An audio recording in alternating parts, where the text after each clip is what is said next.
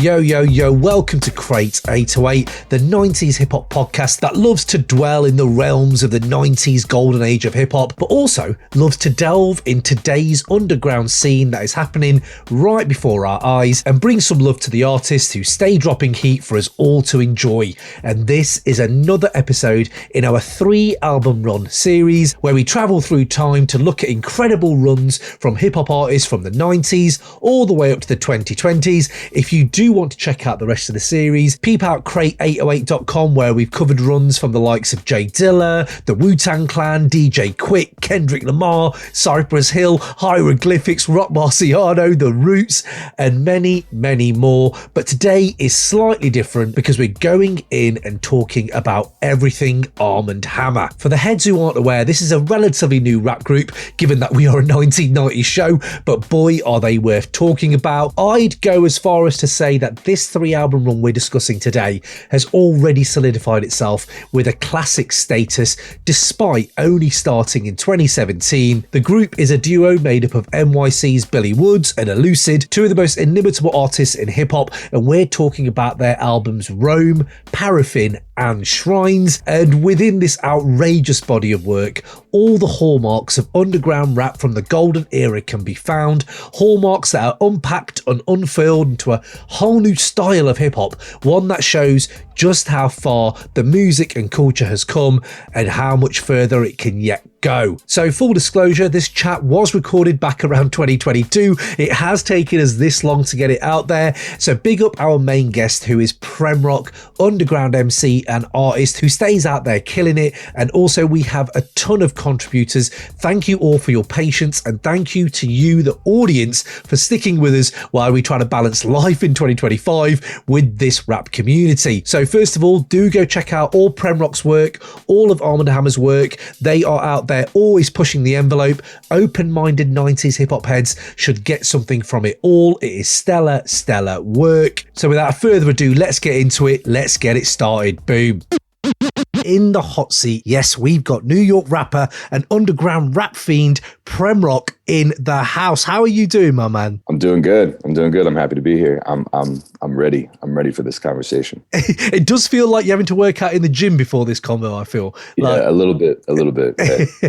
Because we're going to be talking, so 3-album runs, Armand Hammer. If you don't even put in solo projects, it's going to be crazy. But just Armand Hammer, we're going to go with 2017's Rome, 2018's Paraffin, and Shrines from 2020, which is a ridiculous run. Whole country out on bail. Larry's off with the 2 bars. Each war seemed like the war before.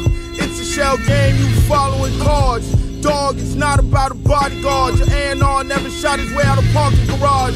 Now it's not no A&R, it's not really nothing at all. Desperation, you dance with the stars. See the writing on the wall, nigga, it's writ large. There will be no more evictions. We're letting the projects rot. Impurities you couldn't boil out the pot. As your body fails, scaling the roof, ladders and shoot. Vertical patrol and pursuit. Jump man, is it the shoes? Swoosh. I hate the suits and waking life. When I die, keep the top button fastened. My hard bottom shining, I'ma slide on you paints. Hard in the paint, bully foot, do what you can. I might not make it, get deep behind me, Satan. Slide naked, straight. Out to death, this something you can't finish. Sign guest list, Eric Sermon and Perry Smith. Nobody blink, they don't know who the fuck that is. Don't come through talking crazy, I'm babysitting my ex's kid. She only wanna know what time breakfast is. Then snacks, trust, you don't want none of that. She won't listen to a word you say. Onion powder, only thing on they spice rack, but cats act like Quentin on his way. Gladys Knights, good old days. Talk about 'em. They said you're still selling that same kilo of cocaine. Way I see it, we all sell pain. It's a liberation, stay on, stay on. 4-headed beast with 8 arms, Lego. Invoking name and desperate measures, they who control the weather. Whatever, AV, Navy leather. Naked from the neck up, stash the black and deck up. But look, the Mecca, Hexto was anonymous. Disaster capital, economic shit. The words you charge inside an omelet. Doubting Thomases, no such thing as common sense. Somber kiss, promises. Transubstantiation, cup the chalice, hand shaking. Pop blood, one sip of rapper could beat all his cases. In this side-scrolling 8-bit bullet hell, I'm patient. Graceful as 3rd generation ball makers, dancing spiders, weaving wires in basements. arms tired, 8 eyes aching, squealing tires as per the arrangement. Hiding places was inside my mind's labyrinths and mazes. Heavy-headed shapes who live in crawl spaces. Lord knows it's hard being famous. Circle the vehicle and squeeze. Dusty feet beat the streets with the breeze to their back. Some things you just can't leave in the past. They follow you home like skinny dogs separated from the pack. Toss another bone in the valley, they gnash. Toss another bone in the valley, they gnash. Dead cars stuffed with garbage. Line lost blocks laughing at alternate side parking. Copper wire by the yard, scrap by the pound. Capoeira with the words, I just spin them round and round and round. That blood spattered Pellerino center the town. But before we start, Prem, I have to ask you what I ask everyone when they come on. Man, what is the least hip-hop thing you've done in the last 24 hours? Oh, least hip-hop thing. I went to the barber. That's pretty hip-hop. Plus, we talk about hip-hop in the barbershop. I recorded some raps. That's really hip-hop. Oh, well, dishes, man. I mean, the dishes are kind of hip-hop too a little bit. There's some rhythm to it, but you got to do the dishes. You got to stay on top of the dishes if you want a somewhat happy and functional domestic life. That's my advice to all you youngins out there. I feel that absolutely. Dishes are, and I love the fact that you brought the musical element. They are there is a rhythm to them, man. I love the way your brain is working already. I'm up and I'm ready.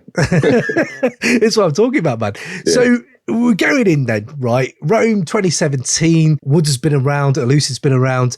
They've had other projects out. I want to know for you, why is this album run so important, and how does it stand out for you? I had to put this in perspective because I was pretty close to all this stuff happening, including hearing demos of Rome in the car with Woods because we were on tour. So I remember falling asleep in the back of the car and waking up and hearing Carnies. And I'm like, is that Makami? Did he just say Mariana Trench? Tonight, the lizard in a suit and the right, not an armchair revolutionary in sight. Nice. Y'all cool as a kites, writing niggas in the tomb on the slide. Make the arm hair on the groupie electrical like lights. I boost the price, you niggas never do what you like. Heck, 100s ever move immeasurable bright light. My record pool is like the Mariana Trench, we hypervent. Ineffable, we tetragram of 10. 12 pounds of mint in a 10-pound MC and BIM. And Woods is like, yeah, he's crazy, right? And then the first thing he played me was Pakistani Brain, which is the opener, and which is, I think, the best opener of the 3 albums. And I was kind of blown away. I was like, this is a level up. I'm a mathematician, but I'm not a mathematician. I wanted to be a hacker when I grew up. I'm not a hacker now that I'm all grown up. You know what? Get the fuck from around here. I was a dyke in the past life. Flannel and cat eyes. Bad pad type. Follow my shopping for cacti. With you. Path alive. I had to kind of like take a step back and be like, let me look at it through a different lens where it's like I wasn't there. I don't really know these guys as well as I do. And obviously, Green being one of my closest friends, he mixed all these records. So, the various stages, I was aware of what was going on. I'll nudge Green for a little bit. I'll be like, can I hear something? And all that. But I could see it still going on. I could still see what was happening. Even though I'm close to it, I could see that there's not 2 rappers who are playing off each other at this magnitude and level. And they had taken a bit of a break before Rome, right? If you look at it, race music came out. That was a really big deal, especially in New York. Takes out the trunk too short. The product sell itself like Newport or Al Sharp. That's New York. The soup short, dump with port. Mott Street noodles out my mouth when I talk. Last call, she poured mine on the house. December 25th, he's the Grinch, I'm Oscar the Grouch. Magic 8 ball, all signs point to no. Chasing waterfalls is grand summation, the bitch is a hoe. What does one say to that? I sip the yip with thoughts black, a bad trip like you gotta take the bus back. Wishing he never fucked with it like crack. And then they did furtive movements. Took him off the map like Rhodesia. Vengeance is mine, Frankenstein's creature, goalkeeper. She don't wanna be saved, Harriet Beecher. Uncle Tom's condo, Rika Reefer. Lord Reek on Caesar. One phone call, my dumb ass called Lakeisha. Dr. Livingston, I presume, pleased to meet ya. Old habits die hard, still check the beeper. Streets reduce your mans to panhandler. And then it came with Rome. And I think it was just like such a statement. They had done Paraffin around the same time. So the thing about Paraffin is that it was vinyl only for a while. And so I went and I was like, I texted Woods and Elucid was playing a show in Brooklyn. And I remember because I was leaving to do something the next day and I picked up Paraffin. I'm like, I'm going to get this before it sells out. And this is like, I guess in the summer, and then Paraffin didn't really hit till later. So I was only listening to Paraffin on this vinyl and this first vinyl run. And not that many people were talking about it until they put it out digitally. And then it became like the critic darling, thing that it was. And I was almost like, I can't believe they made these two records like this. I just couldn't I was pretty much in awe. And now that we've had some time to like zoom out, I mean, I think it's like one of the most critical 3 album runs in history. And, we're going to be unpacking it for years. And, it truly will. I think it felt like that at the time, listening to their music when it lands, almost like immediately you realize this has got this kind of timeless element. This could be played forever because it doesn't, like, you can't really timestamp it because it feels like there's a lot of echoes of older stuff and new stuff and just left field stuff and all this. So yeah, I feel you. Can I go back to what you were saying then there? When you heard Pakistani Brain and it took you aback, can you remember exactly what that was? Like what about that song especially took you aback, like compared to their other stuff? I mean, I could be wrong, but at the moment, I remember thinking, and I was with Woods at the moment, thinking that Elucid had kind of challenged him in a way that like with flows and there's no questioning Woods' pen, obviously, like that's top tier, and it always has been, but Elucid is like a flow master, you know what I mean? He's like, he can do so much. And I heard Woods and I'm like, oh, like this is you like acquiescing in a way to making kind of a different approach. And I don't know if he consciously did this, but what he does on that is like, he's rhyming like brutally fat, like quick, like swift and like kind of devastating. And I was like, damn. And I'm like, I thought he leveled up as a fellow MC. And then when I heard it, I was like, I seen it right there and then. So. They asked Dimo Mizrahi, replied, less Selassie, more Shockley, less more foul Makti, less is more said the Iraqi, less is Ghost won the great Zimbabwe, left from stagecoach to great train robbery, Castro Mugabe ain't no private property, the late Walter Rodney, detonators wasn't firing properly, sky open like Lockerbie, children of violent bombs was rocking me to sleep, wet nurse up with blood from flat teeth. 4 corners, 3-headed beast, 2 rollers from the 7-5, 1 crack from 10, get the fuck from round here. Whitey swept through like Green Bay, fuck what the team say, all he could see was gray, still sees the day, vice grip pliers, paradise just beyond the Constantine wire, a liar's liar, Hebrew Israelite Holocaust denier, widening the Gaia, life like faith plate hit the wires, about his suppliers, the inquisitor didn't bother to inquire, just put your feet in the fire, your cooperation is not required, there's no choir. Oh man, that's fascinating to see how they push each other and how they're just so like made. It's almost like they're made to be together. I don't know. There's many groups that you can say that about, like, that just feel like they're. As a 90s head, Wu-Tang felt like that. Every facet of Wu felt like it was purposeful and made to be together. But just seeing it in more modern hip hop, it's just endearing. And they do hark back to that golden era a lot. And I suppose for this podcast, it really hit home harder when you hear people that are definitely from that era, but they've took it somewhere I would never have thought. When I was 15, I'd be listening to hip hop like this.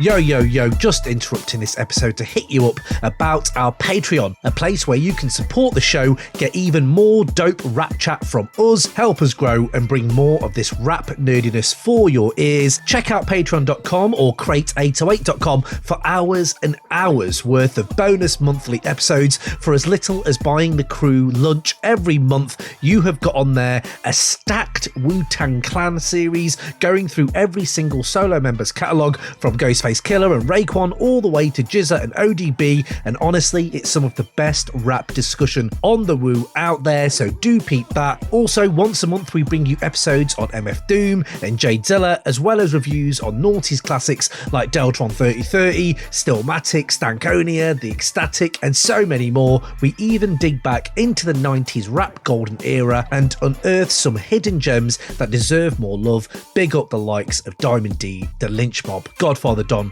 Funk Dubious, and more. Also, whilst we're here, we want to ask one more favour from you. If you could please rate and review the show on any podcast platform, and also vote on the polls on Spotify. If you scroll down from the episode description, it all helps us grow. Also, you can subscribe now via Spotify or Apple, so please do click subscribe as well. And another thing, check out our Spotify playlist. It's in the show notes. Our favourite current songs are all there for you, so please get involved in any way you can and help us grow this show. Now let's get back to the regular programming. Can I go back to then when we were saying about like how we push Woods?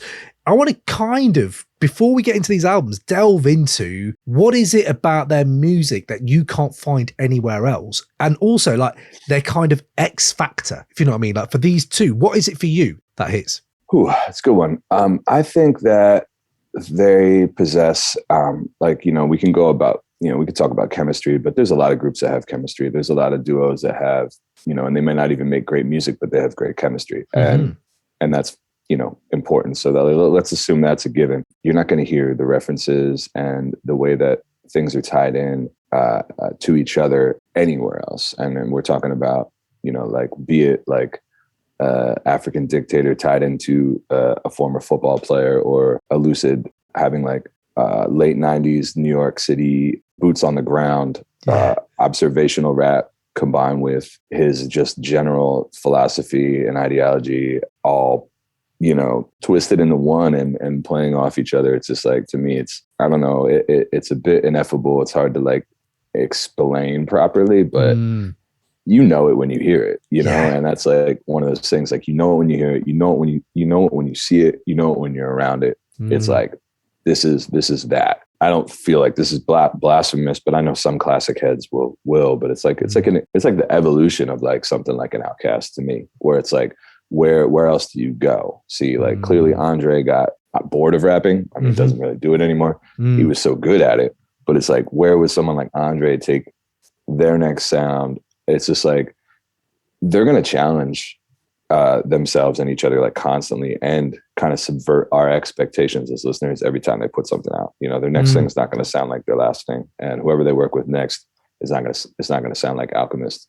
So it's I think that's kind of what you're getting, and most people don't think that way. If anything, they're wired differently. Absolutely. I'm with you on that. Like you said, the mixture of what they bring out, the recipe, it's so potent, but it's not formulaic. You can't even copy it. Now, I know it's early, but I just had to interject to bring in one of my favourite voices in the hip-hop podosphere, Nate LeBlanc from Bod Rap Pod, which is a show that has been heralding Armand Hammer from pretty much day one. And here he is on what he thinks to this incredible album run. In many ways, my podcast, Bod Rap Pod, is a hundreds of episodes long exploration of how the entirety of hip-hop history ended up at Armand Hammer. Both Woods and Elucid, who are the group members, I think are the two of the best MCs working these days. They are just absolutely incredible writers and artists who put 100% of themselves into their vision for their group. I think if you liked the preceding generation's great masters, like if you like hieroglyphics, if you love like casuals rhyming or A+s rhyming, you should like Armand Hammer. If you like Q-Tip and A Tribe Called Quest, or maybe a better antecedent would be the Jungle Brothers, now you should be listening to Armand Hammer. Armand Hammer are the best guys doing it. Their album Haram with The Alchemist and their recent work with Earl Sweatshirt has brought them to a new level of prominence. But at the end of the day, they're just MCs and producers and label heads. You have to consider that Woods puts all this out on Backwoods and kind of owns his own masters and that important business side of things. But I think they're contrasting styles, where Woods is more stentorian storytelling. It's got a more paced delivery, elucid, vivid imagery, a serpentine style of flow that curls back in on itself, but both just great artists of our time, really representative of a kind of excellence in writing and production. And they're so thoughtful about how they release their projects. They're basically on a run where they're doing an album every year, starting with Paraffin and moving forward up to Haram. And every album has such considered album art and such considered guest feature verses. And they're really full and complete, from the back cover to the labels to the choices that are made in the music. And they've made a lot of great songs, but they're really album artists to me. And they really keep true to a kind of old school sensibility of making products you can hold in your hand, listen to, spend time with, learn more as you delve back into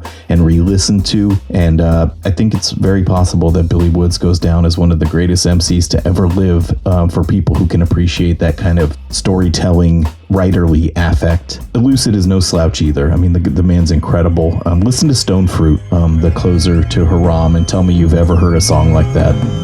I don't wanna lose control, but I can't cramp my space to grow. Comfort stubborn gets us through. I got so much left to undo. I don't wanna lose control, but I can cramp my space to grow. Just great. Also had a chance to see them live a couple of times. At this point, we saw their San Francisco show and their Boise show for the Haram tour, and seeing them live is an experience. It's underground hip hop tends to have a lot of issues being displayed properly live. It's often a lot of dudes on stage running around yelling, stepping on each other's punchlines. What I found most interesting about their live show is, one, how incredibly loud they want the beats to be in the venue so that they are a physical experience more than a musical experience, and two, how they give each other space to do their individual verses. The way they weave in and out of each other on the record is made physical at that time in a way that's really truly compelling. Not a lot of stage banter, not a lot of hello, not a lot of good night, and they let like the spoken word parts of the records rock. They really want everyone to hear that Audre Lorde sample, for example, and they're on the road kind of bearing their soul for people, and it seems exhausting for them, but they're really compelling live performers as well. So Armand Hammer is just incredible. Love their music.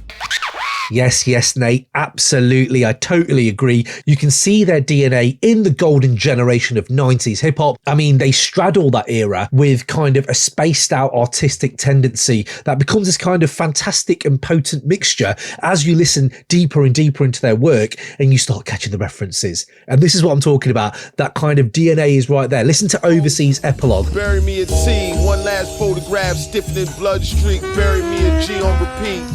Your story don't add up like Warren G. Like that kind of thing, I'm absolutely here for. Listen to Microdose, where they say your intro's too long, you ain't Ghost and Ray. Exactly. Not many people are Ghost and Ray and let their intros run wild. That's what it's all about. But enough about me. Your intro's too long, you ain't Ghost and Ray. Charlie Wingate in jail, you can't just up and ride that wave. It's like niggas skip track 9 on the purple tape. Or you've got the Tupac reference in Pergamum, which is just excellent work. A long and storied history of fake thugging. KG wasn't around for boss, mean mugging. Tupac went to art school, but look at the grave they dug him.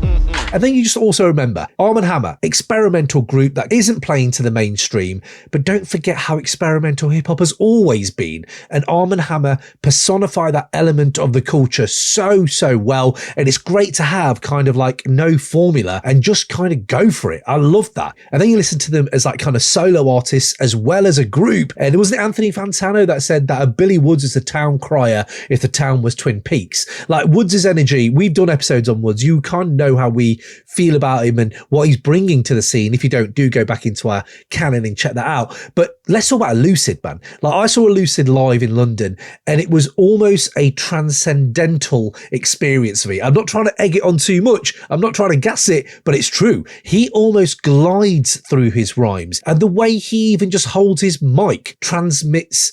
Even to me, actually, it was weird. It transmitted a bit of an Ice Cube energy as well as all that other stuff I'm trying to say. And yeah, man, and I've got a little quote written down here from Philip Milner from Pitchfork, who just kind of succinctly put it really well, where he said, they are radical and full of heart, delivering cocksure homilies from the margins of rap. Yes, Philip, I absolutely love that. That's what I'm talking about. Their music reaches for and entirely hits your inner space, your soul, if you know what I mean. And they prove that traditional song structures language structures even, and like these established structures that we've had for so long can kind of come short when trying to convey certain feelings and moods as well. And their production that they lean into and the way they kind of songwrite kind of fills in the gaps to where that kind of structure doesn't allow. You know, I don't know a better way to put it, but like my feelings sometimes are residing in the cracks that Armand Hammer navigate through traditional song structures, if you know what I mean. And if you allow it to, the music can hit you harder than any straightforward conventional piece of boom bap art, which is still amazing, but it's truly abstract. And all three albums in this run are actual monuments to this kind of ethos of being able to just kind of break free the form of music and just kind of become what we talk about later with Prem, true outcasts in this kind of music. They are one of the groups who discover new terrain in this left field area of hip hop universe with such an unfaltering richness of imagination and blurring that line, even if there is a line, between rap and poetry and kind of a higher level of art, if you know what I mean. But yeah, I don't know, man. I'm going into it too much. Let's go back to Prem and let's get this party back on track. Boom. Hearing that and this history of hip hop through their music, like be it sonically or be it all these endless comparisons to like, you know, the Def Jux days and stuff like this. Like, yeah. I get all that. And the Def Jux comparisons, they're not apt at all. They're just, we don't, like, critics don't know what to do or what to say. Yeah. They haven't heard or seen it quite yet. So they're like, oh, it's dystopian Def Jux music. It's like, nah, it's not. It's really not at all. Yeah. And I know that they're not going to, you know, they're like, okay, we get that, but that's not what they're doing. You know, It's different. It's a different area they occupy in the media as well, I feel like. Yeah. They're just very hard to put into these little boxes and to write about. They are, and talk about. There are moments, though, when I hear Bud's, when he says, words stolen from neighbours in bodegas where I cut my paper. Now you know where I got my flavour. Promptly redid Illmatic ball for ball. She's got to have it shot for shot. Motherfuckers waste a lot of time, Hawk. Words stolen from neighbors in bodegas when I cop my paper. Now you know where I got my flavor. Like I said, it's a lot of time wasted. It's a lot. That's so that to me is peak Woods. That's what I come to when I think of him, and just their imaginations, how they're self-critical and funny, just fucking funny, man. They're actually genuinely quite funny. So when we go into Rome, when you talk about that album, how does it stand out? Like, how is it different to what they'd done before for you? Interesting question, because when I went to all three records, Rome is singular and a reason, and we'll get to that because we'll have to get to the next ones in order that it's different. I think sonically there's a lot going on. It feels so that's, you know, largely Messiah and August Fanon, who kind of complement each other really well, right? And then you got some Kenny Siegel and JPEG is on there too. Yeah, so you got some other interesting kind of sonic departures, but it all feels almost like, and my God, Fresh Kills is on there too. And it kind of feels like an urgency. Obviously we were going through a lot here in the States. I mean, the whole world was, but like at that time, you know, you got Trump, you got all this stuff going on, and it felt really bleak. It felt really dire. And it almost feels like the sound of the record feels a bit like it's like compressed to like capacity of like your ability to handle what's going on. It's like urgent, it's dire, and it's like, it's cathartic in a way. That's why I like the way that the album ends, because it's almost like a bit of reprieve and a bit of like, you know, maybe we got through that tunnel and you kind of finally breathe. Each man sinks with the sum of their deeds. Cassette tapes delivered by couriers to consulates anonymous. A great weight lifted, yet felt listless, ocean bottomless. Save the date down there with the crabs and octopus. Set the bait, wait, watching yourself through binoculars.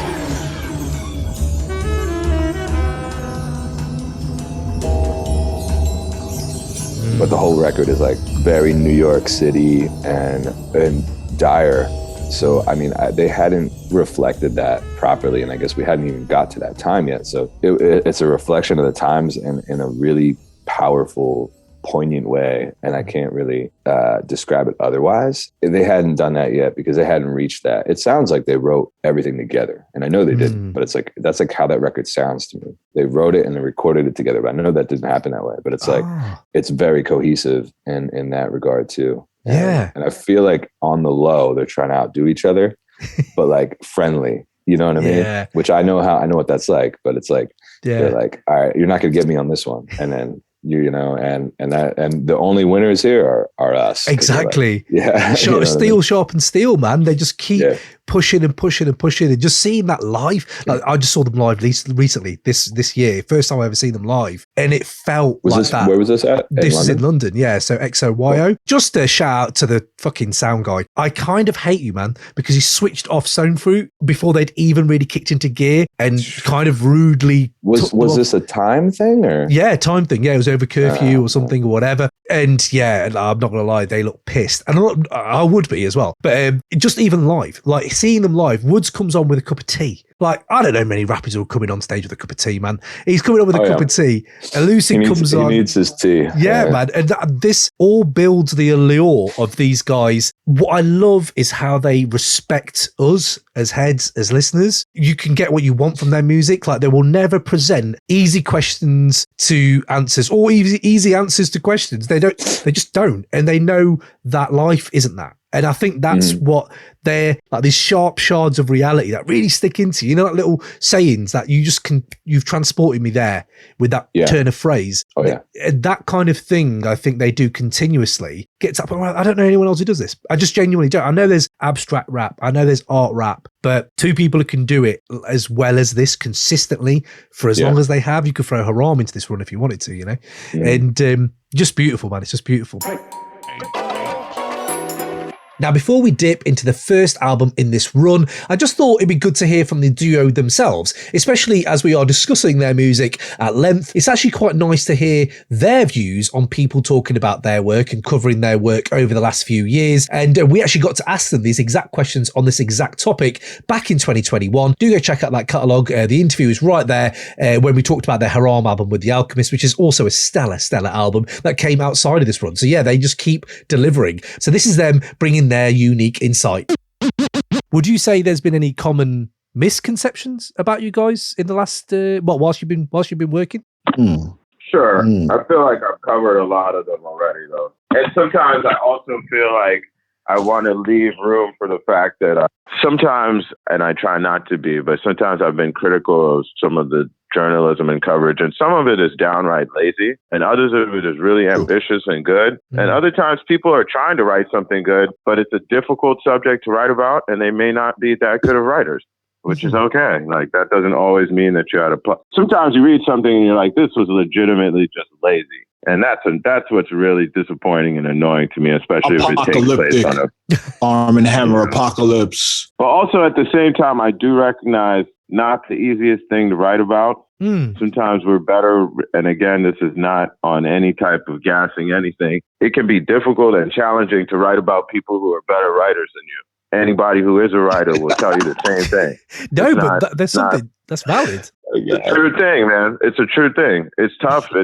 It's easy to talk to somebody about their art. But if you're a musician and somebody asks you to write about a great musician, it's challenging, you know, and I think that, or write about, I used the wrong analogy. If somebody asks a musician to kind of like musically build off of something that a greater musician has done, it's difficult. And sometimes I think that it's a difficult subject to write about. Our music is complex and layered. And if you want to do it justice and not be lazy, you still might write something and some of it might be off, depending on how, you know, I respect that somebody made the honest attempt and really tried. I respect that. It's hard. Yeah. It's a challenge. And as a person who's done writing outside of making music, I recognize that sometimes people are trying, they just didn't do a great job, which, you know, you don't necessarily need to be assailed for. But there are other people who literally, it's like they just got it out of the Armand Hammer review generator, you know? Oh, that Armand Hammer review generator. We have all come across it. But up next, we have another one of my favourite voices in this hip-hop pod universe, my man Rohan from the Rap Music Plug podcast. And here he is breaking down why this album run matters so much.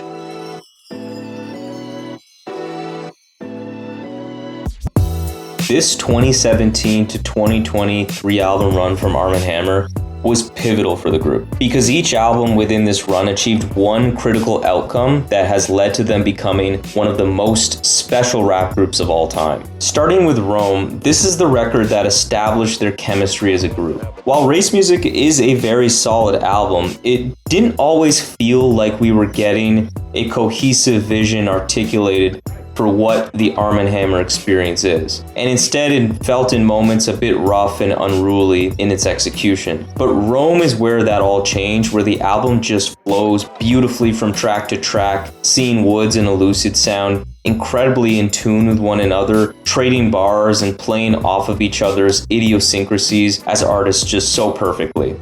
In my opinion, Rome was the first truly great Armand Hammer album that we got. Paraffin, though, was what I feel was their first classic, and the breakout album that put them on the map for good. Building off of the foundation established on Rome, Woods and Elucid took their pen to new heights with production that was hard-hitting and perfectly attuned to the tone of the lyrics. Everything about Paraffin was just a home run. Elucid in particular, I think, had his best performance in this era of his artistry that was less impressionistic and less left field than what he's been delivering to us since 2020 onward.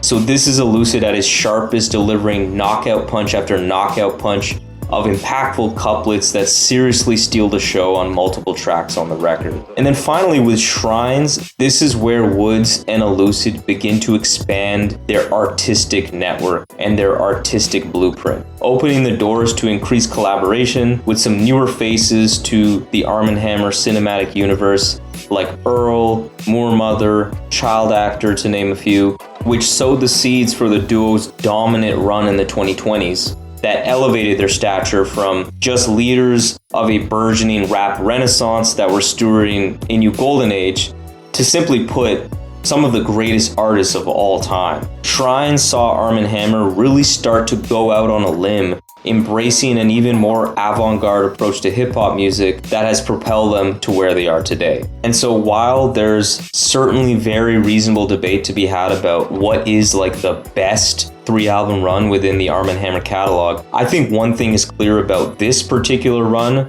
Rome to Shrines, which is that this was the period of time where Armand Hammer sharpened their swords and experienced growth at a truly exponential level, and they haven't been looking back ever since.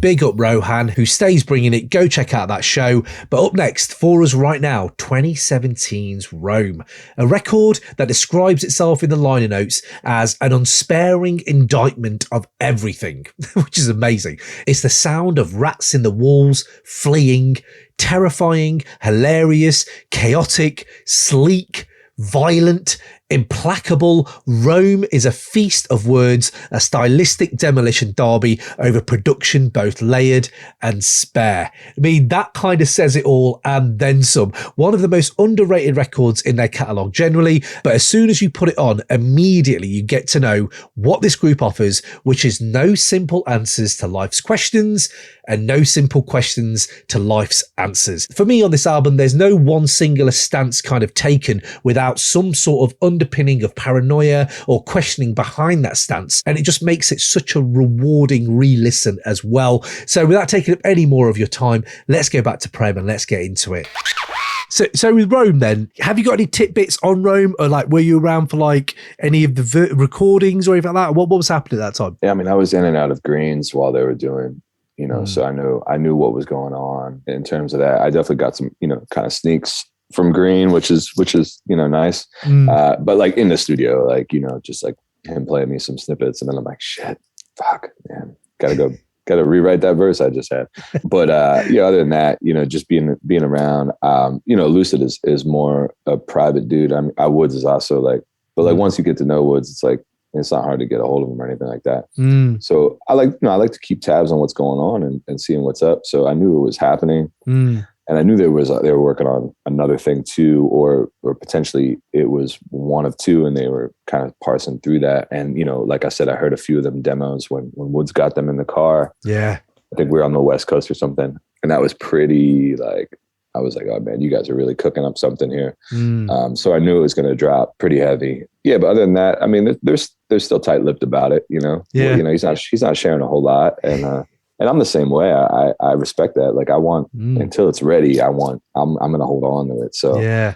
So I knew there was a feeling though. There was a feeling amongst us as peers and friends that like this was about to go down, you know, in a bigger way. How did them friendships like kind of bond and form? Just give us a bit of history, like with you and Woods and Elucid and stuff like that. Yeah. Like how did all that stuff build? Well, I proud to say I played the first Armand Hammer show ever in Queens. It was wicked. Shouts to Lieutenant Head Trip. Me and him were guys who we would try to put on shows, you know, as much as possible. We would get presented with, you know, we're not, you know, we were just guys you would call if you couldn't get like a certain venue or whatever, we could figure something out. Yeah. So Open Mike Eagle was coming to town, and he hit both of us up and was like, what can we do? And Head Trip had a bar called Hellgate Social Club in Queens that kind of had a stage, but kind of didn't. He's like, well, we could throw it at Hellgate and then put Woods and Elucid on. And I think the flyer is even like Armand Hammer, and it's like Billy Woods and Elucid, because like people didn't quite know yet. So we have Mike Eagle, myself opening, Head Trip and his group, Mike Eagle and Armand Hammer, and it was like, you know, probably like 60 people showed up. And, yeah, wow. And like, you know, like certain people in the crowd were, you know, like Blockhead and Googie and some of the local cats, but it was like pretty modest. But when I saw them on stage together, I was like, you guys together on stage, it unlocks another possibility for the two of them. I'd known Woods for a while there. Elucid too, you know, probably going back to like Willie Green's wedding. Me and Woods were both in that, and that was like 2010 maybe. Yeah, so we got on pretty well from the jump. You know, Elucid, I would say I don't know nearly as well as Woods, but like we've always been friendly, and we can always chop it up when we see each other. But it's more, you know, Woods and I have hung out a lot more, and you know, in settings. I convinced them to go on tour back when was it Today I Wrote Nothing? Yeah, Today I Wrote Nothing. Madder than Dame Dash, stockings full of coal. Their eyes were watching God, top of the stripper pole. Passed down with the brothers on parole. Would say something, but what do I know? Sweet chariot swing low. Scoop me, trunk full of dro. Speakers blown. Out of state plates, L's lit, tempt the fates. And why the DC barely tap the brakes? White privilege.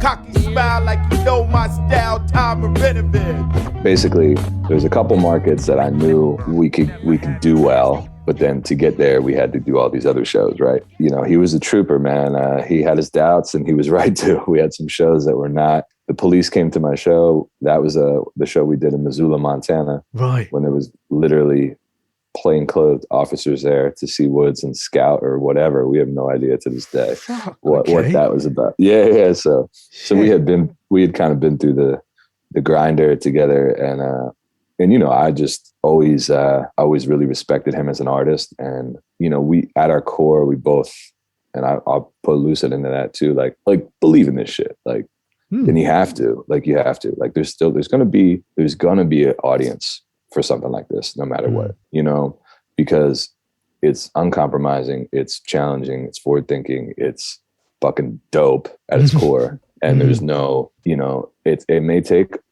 a decade. I mean, like when I met Woods, what was that, 2010? Yeah. 12 years ago. You know, he had just put out History Absolved Me to moderate fanfare at it gained steam. 32 bars on how to rob and kill your neighbors. Still got the nerve to ask God to save you. The exhale got a whole different flavor. Official policy, don't do me no favors. Oakland Raiders, empire in decline, but still got plenty paper. Penny wise, pound foolish. Bring the mountain to Muhammad, move pound stupid. Acapellas, the beast chopped it and looped it. Threw in some minor keys, bars and hooks. Only option, cop the plea, it's off the books. This year, sick the rapping up, the rapping's off I can hear. But when I met him, it had just come out, and I hadn't really heard anything about it yet.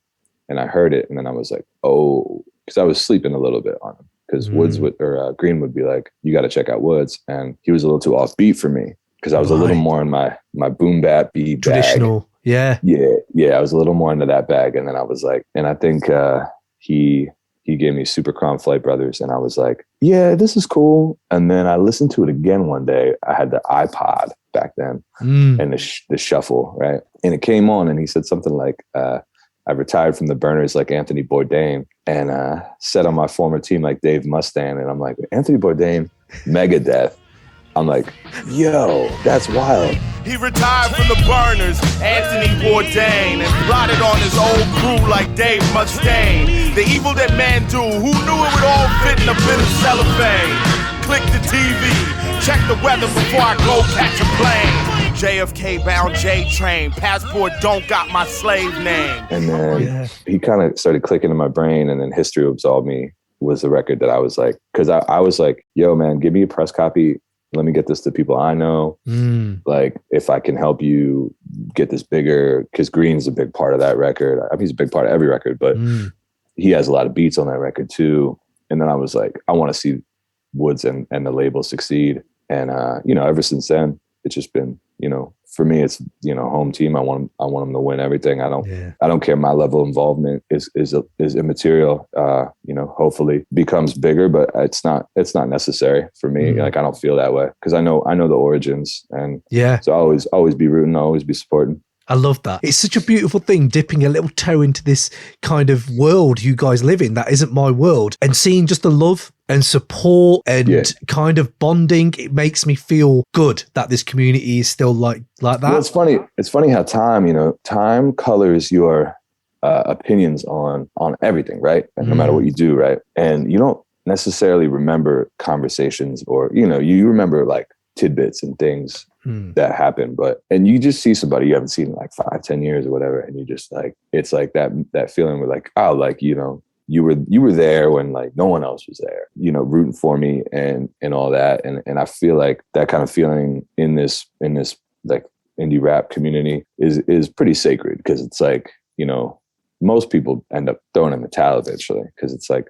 you want to take a sober look at your accounting, like you're going to learn pretty soon that this isn't a viable career for the people that don't or can't or won't, and to see them kind of level up to like, this is now all they're doing is music. They don't need the other gigs that they had to do to survive. It's inspiring because it is attainable, but you also remember that it's not attainable for many. So you have to be of that level, of that caliber, and have that drive, and I'm just really proud. I'm really proud of them. Yeah. Is that what you've probably learned from those guys as well? Like, to see those guys kind of blazing that trail, it feels like they're just on the tip of more tongues around me generally, Yep. I think every artist has their self-doubt phase, maybe in throughout the course of a day, and forget a whole year, forget a whole decade. But, you look at, and the example is right there. It's right there.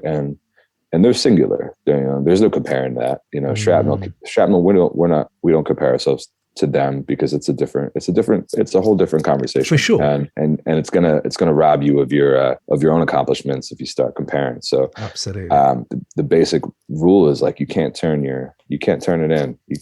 You need to keep that that ticket stub, that right to keep creating for as long as you can. So if we are jumping in, Rome, a few categories we have here. Let's go with most rewindables. Are there moments or songs in whole, but just like moments on this album that you just think, fuck man, I need to rewind that? Rewindable. There's so many rewindable moments. There are actually, just like, this kind of goes into like 5 mic moments, and rewindable, it's kind of all the same, right? I think Elucid's verse on Fanon's Ghost is like insane. It was already stolen when I stole it. I'm on the amen corner waiting for old white men to die. Time served, pride that collides. No, we can't fuck our way to liberation. Age of awakening, a mass conscious manipulation. Humanity's an Anunnaki computer simulation. This virus can't be contained. All that remains, mix a couple pints and lean into quarantine. Godspeed, blood thick, came from the mud with it. My philosophy, half come to swallow me and half recognizing toxic ideology I was born into. All my skin folk ain't my kinfolk. Kicked out the window to my soul, I feel destructive. Dearly my beloved, self-immolation, you hear me now. Truly, truly. And I texted Woods, I said, what is your favorite Elucid verse on Rome? And he said, tread lightly.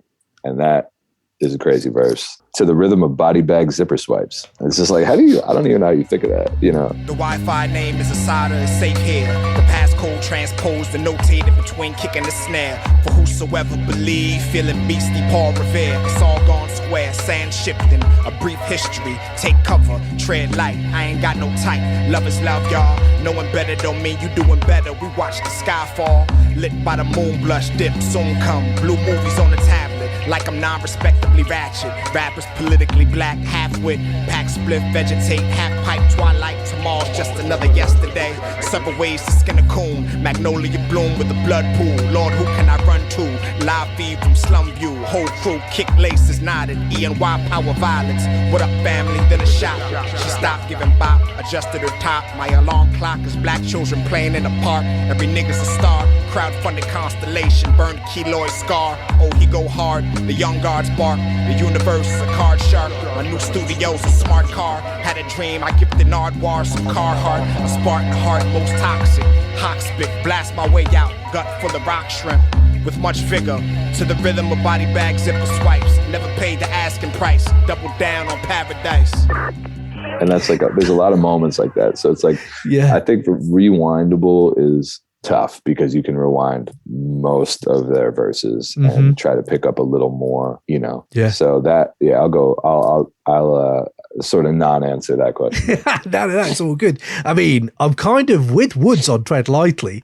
My studio's a smart car. I had a dream I gifted Nardwar some Carhartt. Like, that's some funny shit. Yet also, really this is what I'm talking about. When they have that humor, and Elucid is just on Rome generally, he's incredible. But like, on Tread Lightly, I'm absolutely with you on that. Fanon's good. August Fanon, by the way, big up. Like, just what he's delivered on these 3 records is incredible.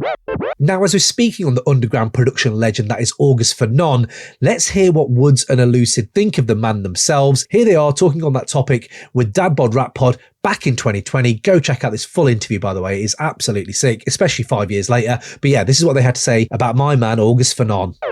The first thing you need to know about August Fanon is he's got many beats. August Fanon, the first I haven't met him physically. I believe he's in Dallas, Texas. But the very first time we connected on the cyber tip, August Fanon sent, no exaggeration, about 25 beats the first day. And then every single week, there'd be another 20 beats. So, I mean, August Fanon can produce every rapper's album for the next 10 years. He's got beats, man. He's got beats. An amazing talent. He makes a lot of beats. The first time we worked with him, he was sending so many beats that at a certain point, and they were all like equally good, that it actually was the first time in my life that I ever was like, just stop opening the emails because we're never going to get anywhere. That was when we were working on Rome. We were like, we're never going to get anywhere. I mean, because we didn't even get new beats from him for, I mean, maybe a few. But we didn't even have to really go get new ones for Paraffin, right? Because we still had so many, and all of them were just dipped in lava, you know. So as far as a person to work with, it would be easier for me to tell you about other things he did than like as far as the beats. It's pretty straightforward, and he's just a machine. He just makes them and sends them to you. I'd say as a person, he's been an interesting connection. He's definitely a person who will like send you a rare foreign film. True. Do you ever do? He definitely sent me like rare old like black and white like 60s black film makers in Algeria or whatever. Shit. You guys are just completely well, shit that isn't even quite Criterion Collection, but it should be. Should be. Do you remember those mixes, Elucid, that he had? Like, he would send whole records complete with artwork, whole instrumental records, hour-long with mixes the theme, artwork, all these different beats, hits, sound bites, the whole thing. I still have them. Like, there was the Sonic Youth one. There was like all of these other ones taken from African like music sources. It's must be something akin to like Madlib, you know, the level of productivity and how much of it seems to be done, you know, for his own enjoyment and out of just his own, you know, ability. Cause he would send you the whole thing with the artwork and everything. And you're like, when is this coming out? And it's like, there isn't necessarily an out. This is just a thing that, I make music and this is a thing I made. It was actually Mark Hami. I was like hanging out when I first met him. We were hanging out in person, and he was. I was telling him how much I loved the beats on HBO, and that was before I even heard the GAT, which is a lot of that is August too. Like those two had crazy synergy. And Mark was like, "Yo, I'm gonna put you on with him," and basically was like made all of that happen. So shout out to him. Nice. And after he did it, once I was working with Fanon, I realized. Because sometimes people will want to keep a fire producer just under their wing to themselves. Right. I realized, no wonder, because the guy has too many beats. You know what I mean? It's like too much. That's usually not the problem. Usually you're like sitting around drumming your fingers, waiting for producers to send you beats, or they send you packs, and it's like 2 joints are hitting out of 10, which is not a diss. That's nothing to be mad about. Right. Whereas this guy was just sending packs of just everything in there was crazy. So the first one you got, you're like trying to save all of them. And then after a month or two, you're just like, just pick your favorite 1 or 2 and just keep it moving because there's better beats coming in a week. Wow. Yeah. That's amazing. I never had an experience like that in my entire life, to be totally honest. That first time around, especially on Rome, I was just like, I don't even understand how a person can make this many dope beats. That's so dope.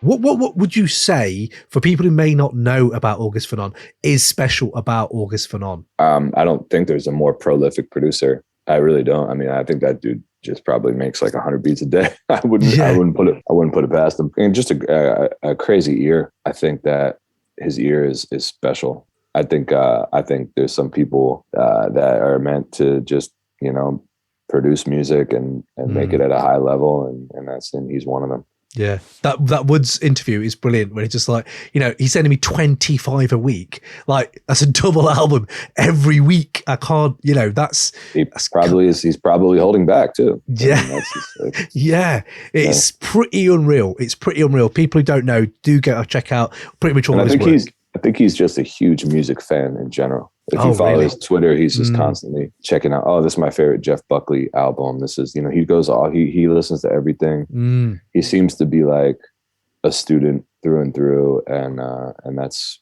important. 100%, absolutely. We talked about Barbarians there. There's one thing I want to talk about Barbarians, and we talk about 5 mic moments. And looking at this 3-album run, there are a few, and I've got so many Elucid moments, and I didn't expect that after digging like really into these albums.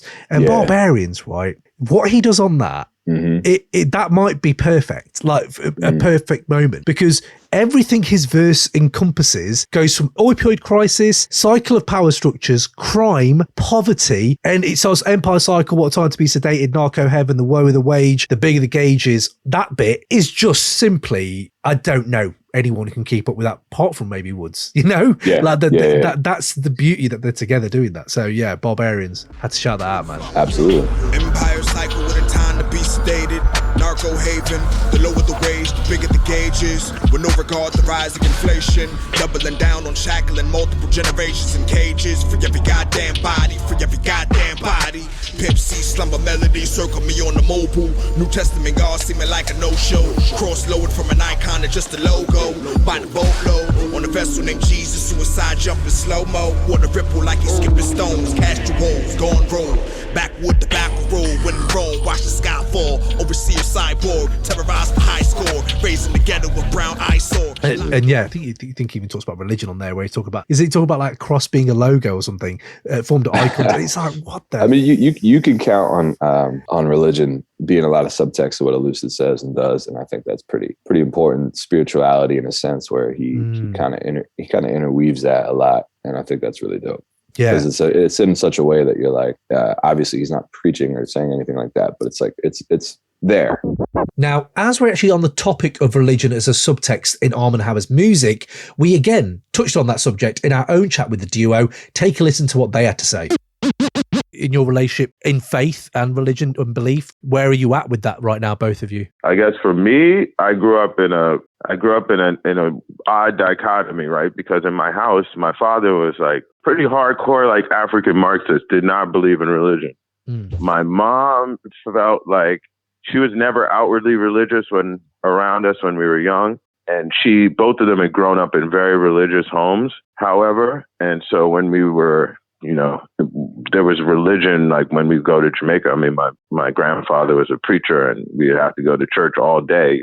They grew up in like crazy, intense religious families. So there was religion around, but then in the house, there wasn't. But then in school, we had, everyone in school at that time, you had to say the Lord's Prayer in the morning, and we had scripture classes. And sometimes when you stayed with other people, their families would make you go to their church if you stayed overnight on Sunday.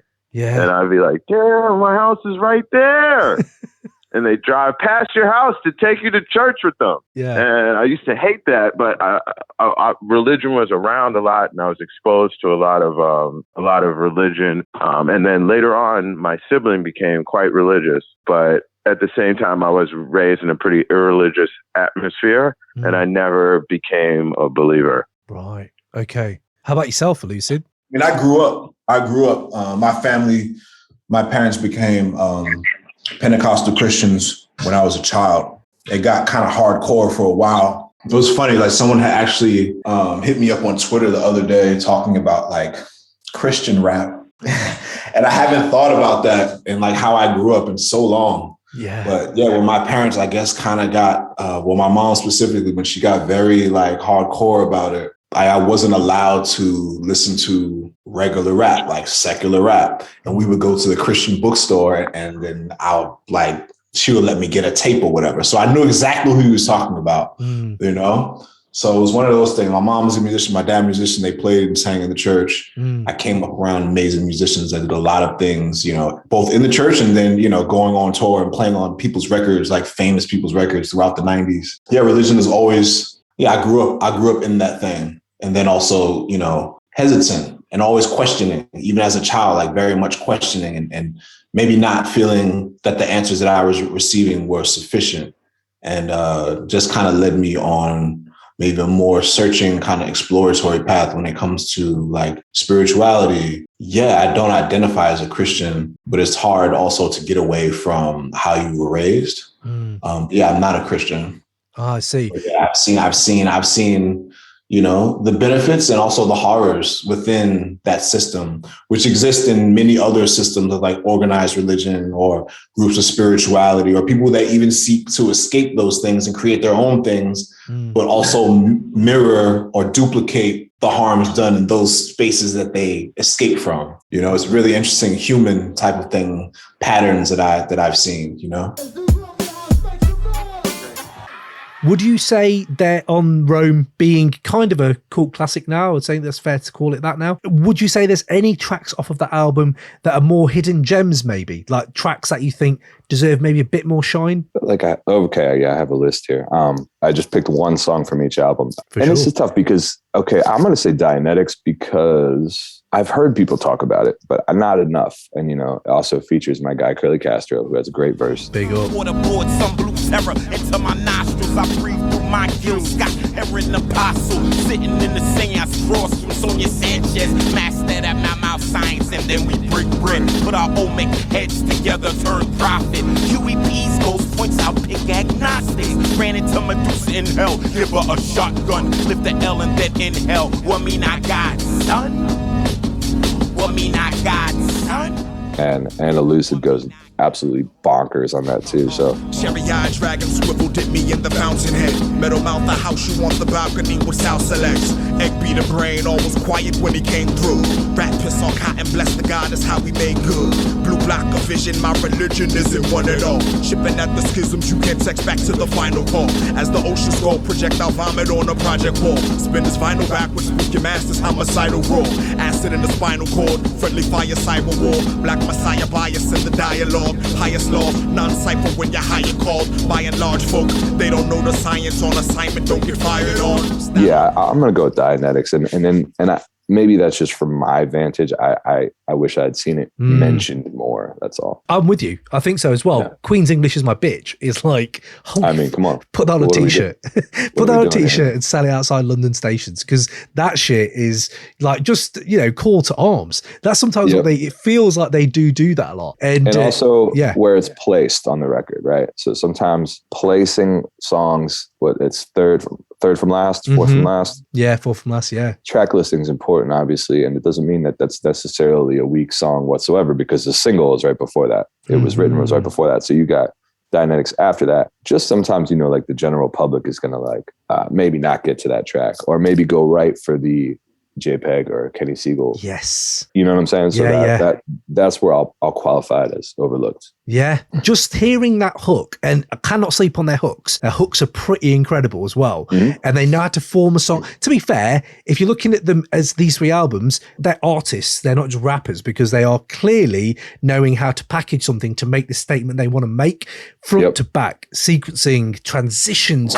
Armand Hammer's transitions generally are unreal, but like all those things come into it. And I thought with Dynetics, it's unreal how they tap into the prayer. You know, he's got the whole world in his hands. And now that hymn, he's transformed a hymn. I'm an Asian guy. I come from a very white background, and having to sit there in a white assembly at like 6 years old and sing these hymns.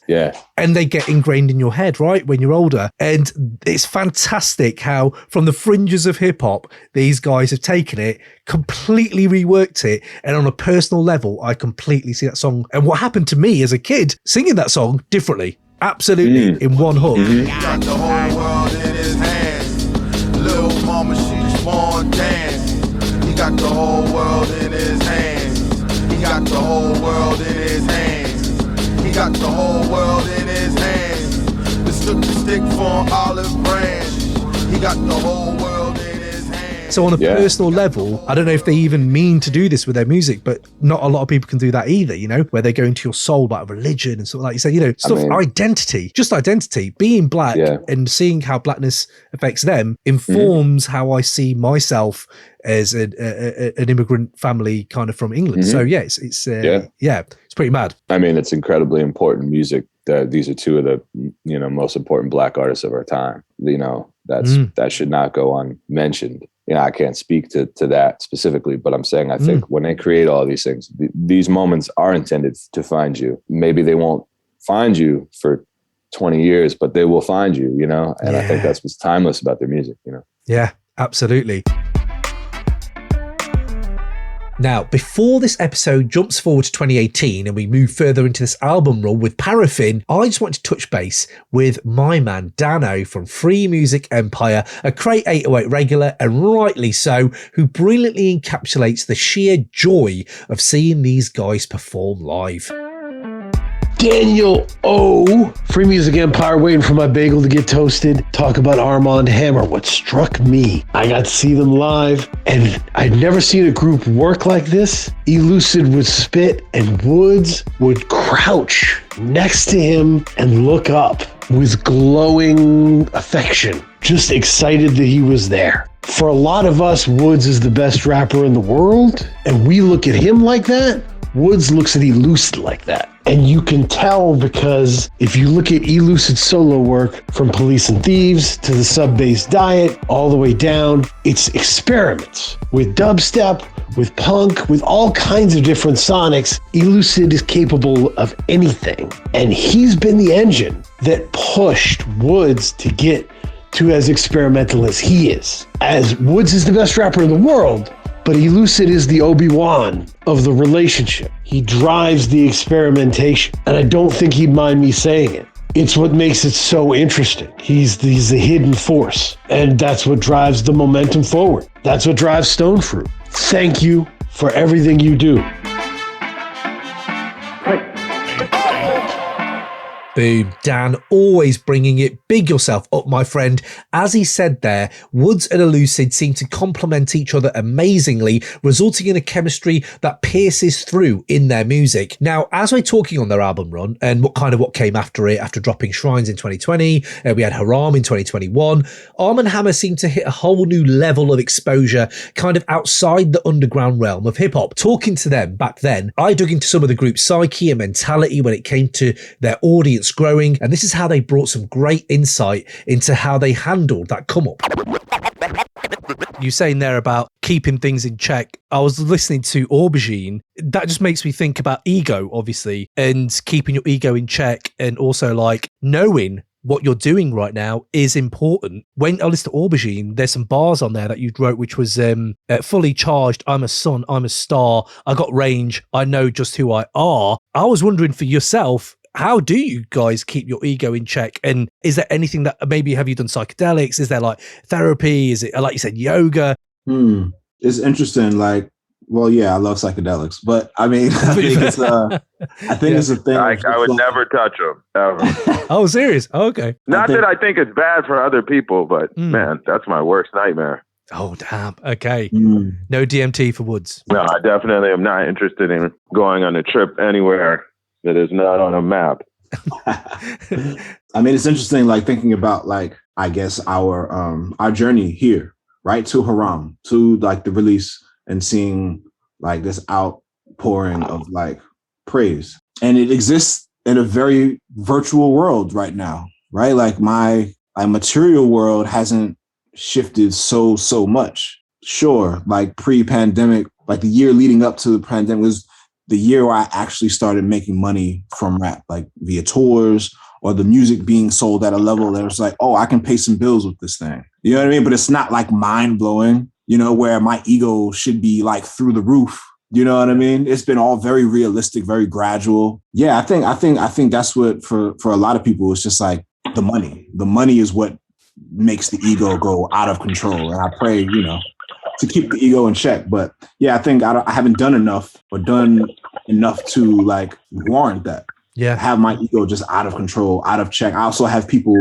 in my life that ground me. The last time this happened, right? So this was Shrines. Shrines had just come out, and Tom York posted like a playlist, right? He posted a playlist. Shrines, a song, I forget what song it was, but two songs from Shrines ended up on this playlist. Damn. And I'm geeked, right? Like, that's really cool. I go to tell my partner, yo, Tom York put us on his playlist. She said, who's Tom York? So like, this is what I'm grounded by. You know what I mean? So I haven't had the opportunity to have my head get big. I pray it doesn't. But yeah, that's my life. Man, when Tom York is loving your work, it's a sign you're kind of pushing the art form, and it seems necessary to keep your feet firmly on the floor. And man, I was just so lucky to have those guys talk about it on this show. But now, on to the second record in this epic run, 2018's Paraffin. So if we're then moving into Paraffin, right, 2018, do you remember when it started erupting for them? Like, do you remember the big moments for Paraffin? I don't want to chronological timeline is tough now. Ever since COVID, I don't know. But I remember getting it, and I was going to Chicago the next day. So I got on vinyl, and that was in the summertime. So Rome came out in November. Then the vinyl, Woods will probably chastise me for getting this incorrect. But if I'm not mistaken, the vinyl came out in the late spring, summertime. I remember it was warm out. I was wearing shorts when I got it. I can picture it well. I remember me and Castro talking about it. And then like, oh, wow, I only listen to it when I go home because I got on vinyl. And then I remember Woods being like a month after I had it, he goes, why didn't you ask me for the MP3s? And I was like, oh, I didn't even know there was an option. And he goes, oh, here. And he sends me an MP3. I'm like, oh, all right. So now I'm walking around the city listening to Paraffin.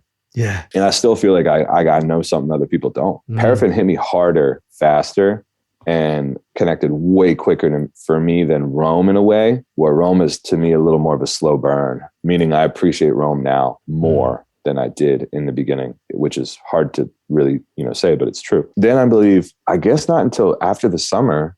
So Paraffin then gets reviewed. I think the press copies maybe were like, it was a slow rollout, but there was a lot of us who had the vinyl for a couple months and knew about the record. And then it just came out. Rome came out November 2017. Then the summer is when Paraffin came out the next year, 2018. So less than 12 months, Yeah, definitely. And I know that Paraffin was done, because you have to send that away to vinyl manufacturer and all that. So, and then I think it got in Pitchfork, and then it started being on everyone's 2018 list. And I was like, oh, like it's starting to really happen for them. And then having that vinyl became like gold. So, I think just for, got it right there.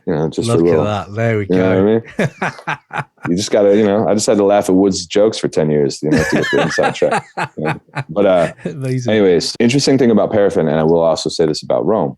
Rome is the last time that they are on every track together. Ah, yeah. Yeah, because they have solo joints. Yes, absolutely. And then you go right into Paraffin, And we get right back to Elucid's production influence, which the last time that happened was Furtive Movements. The interesting thing about Paraffin is Elucid starts off with the first 2 beats of the album. For who will make his turn? Great turn, there be a love offering after the sermon. Dig deep, bless the word. It was first before earth. There was black, Melchizedek face tats on his back. Don't get gas. The ancient of days, escape for a slave. Roots unrestrained, straight through the swamps. Bird in the cave, drip the maniac. The Labiat. Every victory Ferric. Every live show, forget the lyric. 40 doing Tabo, who the guest is behind finish. To everyone who got caught, I'm there in spirit. This is where the winners say it ain't no winners in this game, but easy to say when you winning. Gravy spilling, turkey all the trimmings. Shook me awake in the clubhouse, nigga, it's the 9th inning. Riding dirty in a lemon. Separate fire, wave of weapons at the peasants. Hearts and minds that don't work, start squeezing off one at a time. And Rehearsing with the Ornette is crazy song. Crazy song. Absolutely. And I think something happened where Makhami ended up with the beat unauthorized. And so the beat, that track with God Fahim came out earlier. And I remember Lucid being like, yeah, that's my beat. And our song is better anyway, so it doesn't really matter. And I'm like, yeah, that's for sure. And then every victory Ferric, every live show, like that's the most Woods line ever. Like every time I win, it cost me more than I absolutely. Every live show, forget the lyrics, that felt like, I was like, oh man, Rehearsing with Ornette hit me so hard. I was like, this is like the production, the things they do on Paraffin. Yeah. Willie Green, what he did on Paraffin. Incredible with the beat switches, kind of like they kind of introduced the beat switch to their formula. They didn't really do as much before. Only one feature, Sketch 185. That's my dog. Shout out. Yeah. But you think about it, it's very much them two. They do tag off a little bit and give each other space. And I don't know. It's just like, it's a special record. It's an all timer. Now Rome is when I knew things were starting to kind of come together and coalesce to become a bigger thing and more heads. Paraffin's when I saw it. Yeah. Not when when you know something and when you see something, it doesn't always happen that way. This is when I actually saw it. Yeah. Saw the critics catching up, saw the people, saw the heads starting to turn, the bigger artists start to take notice. I think that's when Alchemist retweeted the video and we were all like, yo, Alchemist is checking them out. Yeah. Earl starts quoting Elucid on the timeline. You know it's real when people start saying, hey, you heard that Armand Hammer at my bar? And I'm like, really? Okay. That must feel so freaky. That's amazing. That's what we're doing. Yeah. It starts to happen a little bit. It's funny. Yeah. There's a few times people are like, I know who you are. Yeah. I'm like, oh shit, that's what's up. That's amazing, right? That's amazing. Yeah. It's cool. So I started to see that. That's when Paraffin, things are starting to bubble for real. And they're doing some more shows in New York and you can see it goes from, that 60 person I told you to 120. Yeah. And start talking about bigger venues. You start talking about other stuff like that. So the level up, not the skill level up, but the visceral level up. We could see the level up. But I'm loving the fact that they were on bigger publication lists in the way that access then to what was happening in the underground felt a little bit more open for people that if you like this, you probably will go out check out Rome. And if you're checking out Rome, you're probably checking out Castro. If you're checking out Castro, you might be checking out Shrapnel. I loved that moment for them. I think that's the moment I really got into them was Paraffin. I think seeing them on the lists and I was like, okay, who are these guys? I think I'd heard Woods a few times, but it was never anything that had made me go, what the I was a bit like you. I hadn't really tuned in. My man was Carr. My man was Rack Marcy. That was my stuff. And this whole world just opens. And it's beautiful. Like, oh my God, all these characters, all these really like fully formed artists, I suppose, in 2018, just giving context to when this album drops, the underground has those. The underground has, I could easily count on my hand, like, one hand at least, there's acts who are doing different things. And, when I grew up as a 90s head, left field hip hop, there wasn't much because it felt like everything was so mainstream, but you did get your Cool Keiths. You did get your Dells. You had some, Hyro, all that. So you did get it. And then seeing how that ethos, that world of, you know what, we don't need to be in this main track. We can just go and wander off into this like shrubbery over here. I've loved it ever since I, really started to appreciate music. So I love the fact that you guys, as well as Armand Hammer, with this album run, really keep that alive, that you don't need to do what's happening on the streaming wars, wherever it is. You can just do you, and people will maybe recognize it. And Mac's another one where it's just kind of endless. Like we're so spoiled. So thank you, Prem, and all you guys for spoiling us. I'm just geeking out now. happy to be a part of the conversation, happy to contribute in my way. But yeah, you're right. I mean, if you go back to the 90s, the thing is the structure was so influenced by major labels that you weren't allowed to take as many chances, or like your weirdness had to be calculated, or your abstractness had to be calculated and marketed. And now we have such a built-in direct to consumer relationship where, at this point, like I know, the number of supporters and fans have been growing, but I could still I could still reach out and talk to any one of them. And like, that's different, like what you had to mail in a thing to the label back in the 90s, right? And say like, why you didn't like this record? Now you get on Twitter and you're like, yo, this album sucks. It's like no artist is going to see it. So provided they check their socials or whatever, but like, and it's the evolution of independence, and it's a beautiful thing. So you're a part of it too. You support, you amplify voices. It all matters. Try, man. Yeah, absolutely. Talking about amplify, this is what's amplifying my 90s. When you hear "I Elect Nature of the Threat" as the new Black National Anthem, what the fuck? I think that's the moment when I really realized these guys are different. They're just different. Like no one is saying that. Soul on Ice. Yeah. Flames hang low, but the pressure sky high. I feel niggas when they be like, why even try? I elect nature of the threat is a new Black national anthem. White Panther, private dancer. Shake that shit for a real nigga. I've been in the spot getting slizzard for some time now. Self-care shit, medicating. They still mercury. We standing up and lying down. Unarmed, in a suit, birthday Armani, my philosophy. Pig reform policy is a nice pack on the gun room. No ideas original. That's wisdom from a fool, but still applicable. It's not beef, it's just I'm not that into you. Soul and Ice, Raz, Kaz, all that, and that's fundamental to my hip hop learning. So you're now saying it should be the Black National Anthem in a time when, I'm really worried. What is the world going to be in 2018? It was quite, I don't know, we're 2022 now, right? We're talking about it. Yep. We can't forget that the atmosphere was different. Just felt the air was different. And Armand Hammer's music really amplified that, I suppose. Yeah. Mm-hmm. So it cut through, and I agree. What is it? You don't work, you don't eat. You don't work, you don't eat, like that. No days off, man. That 5 mic moment for me. That might be top 10 Armand Hammer song for me. Dance like I'm in leg and waist chains. Stepped on the rage, lust, fear, hate. Whip the mix to the base, levitate. On the 6th day, my father looked and should have been dismayed. Maybe go ahead and come in on Sunday. I'm just saying. No disrespect, I'm just saying. No days off. You don't work, you don't eat. You don't work, you don't eat. You don't work, you don't eat.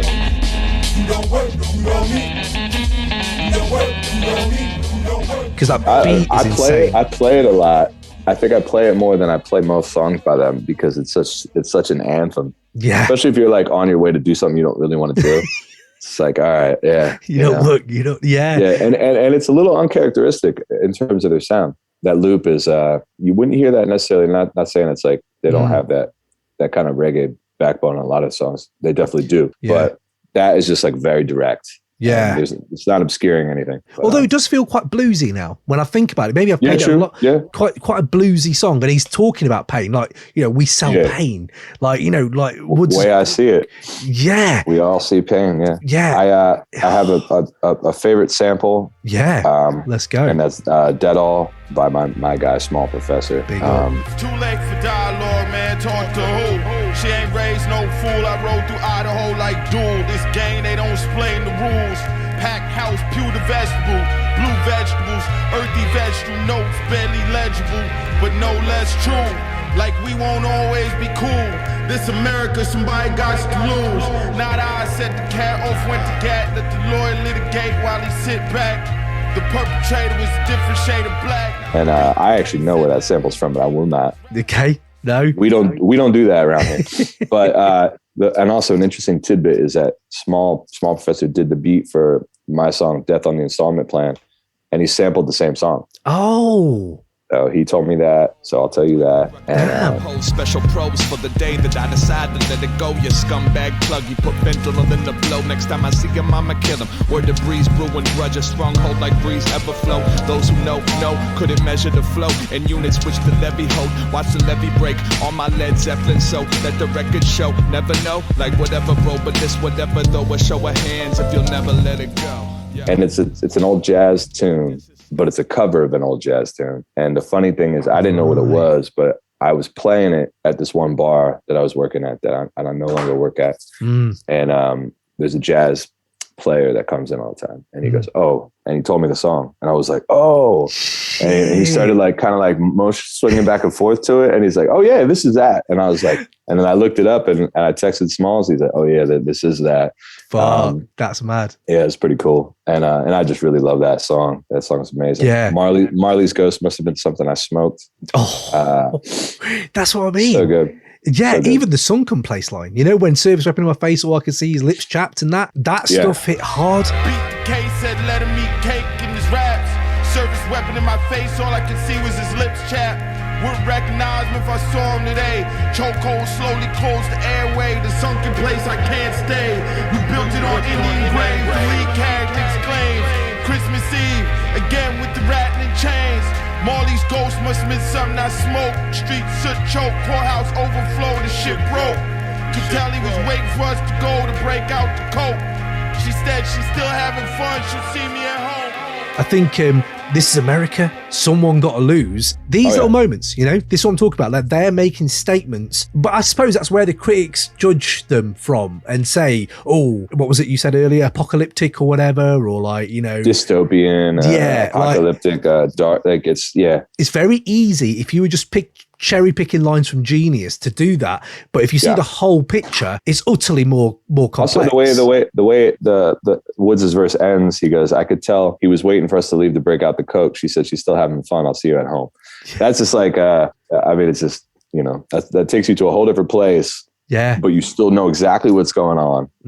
And you're like, damn. And do you know you said there about the jazz loops? Big up Small Pro for that, because I think the jazz loops, again, a mainstay, a main ingredient in the hip hop recipe for ever since it's been born. But these are a galaxy away from traditional. And that, again, gives you hope as maybe a sample head who likes to, you know, dig for a little few samples. This acrid kind of beat, it's still jazz, but it's like, nah, we're doing this with jazz. And again, compare that to Tribe Called Quest. It's and I suppose it's quite nice. It's like Hyro, Jay Dilla, different. You know, they were all doing that. So yeah, absolutely.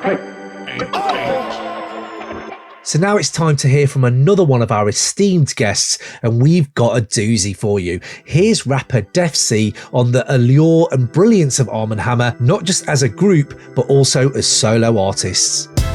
This is your Chicagoland correspondent, Defcee, checking in for the Crate 808 podcast. And the 3-album run, Roam the Shrines, is kind of remarkable, man. It really is. It's like fall in the winter, winter in the spring in the summer. Just there's an arc to those records that then leads into Haram, which was kind of the perfect capstone of that run.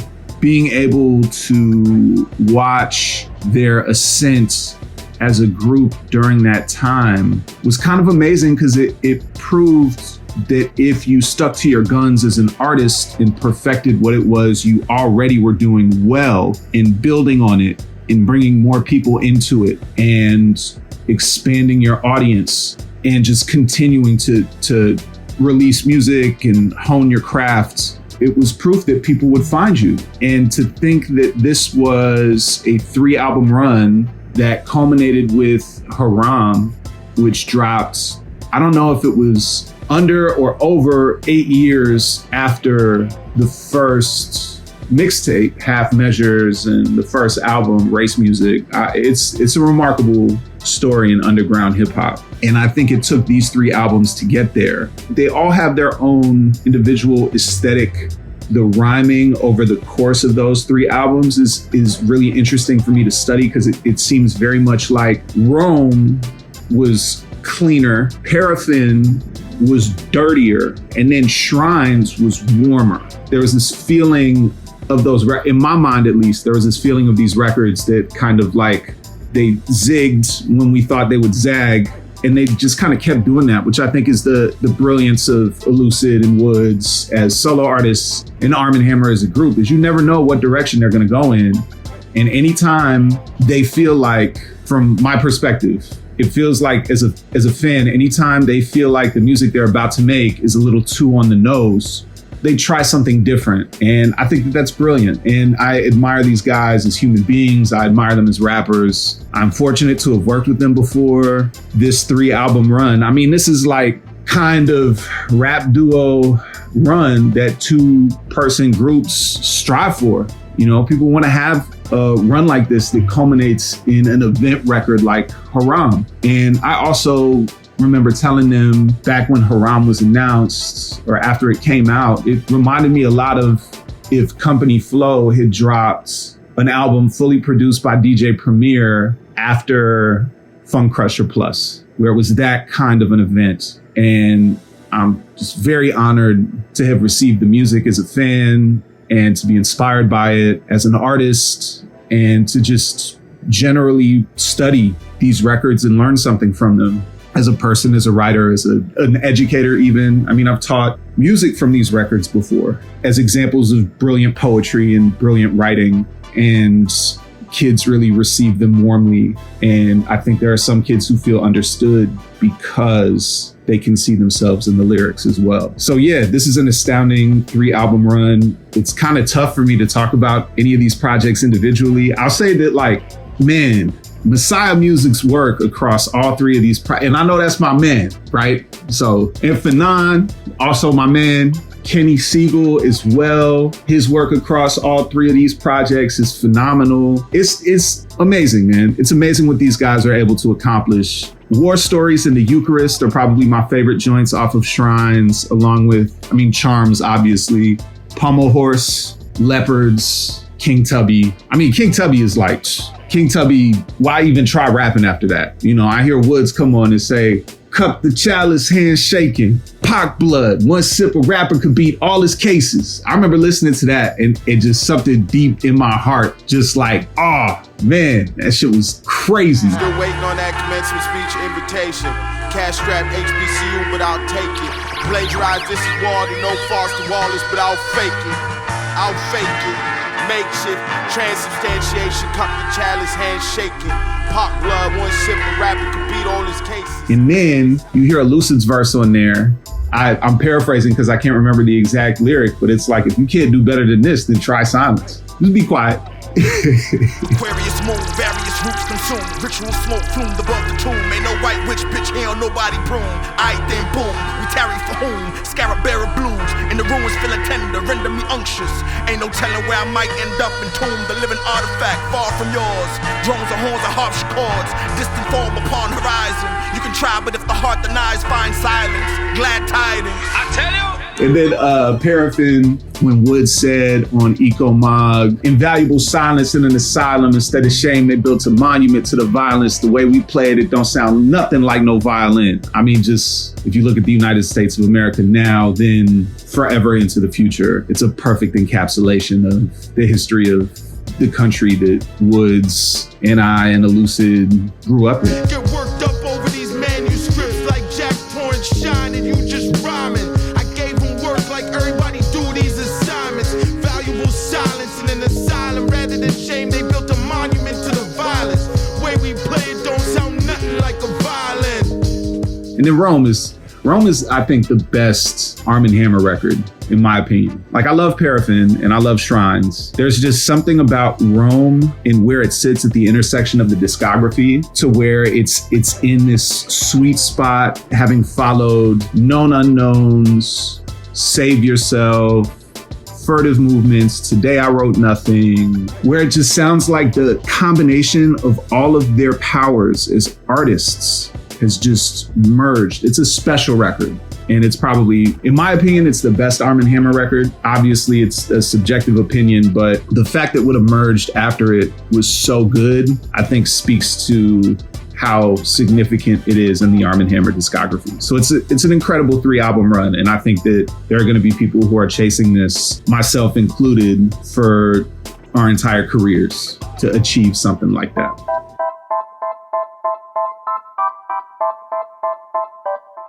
Any tracks that you think most rewindables, hidden gems, did you have on this album that you wanted to chuck into? Hidden gems. I don't hear a lot of people talk about the ECO MOG, which is I think it's a cool, really cool catalog, like kind of album cut, and I think it kind of it gets overlooked. That beat switch, yeah, really crazy.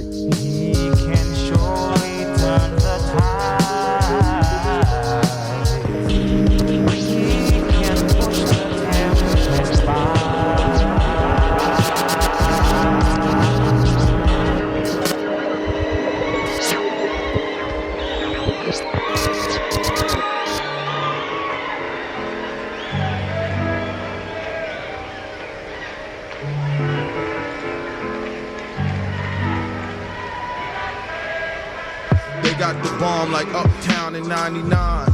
You could search far and wide for a hill on which to die. The rent's still too damn high.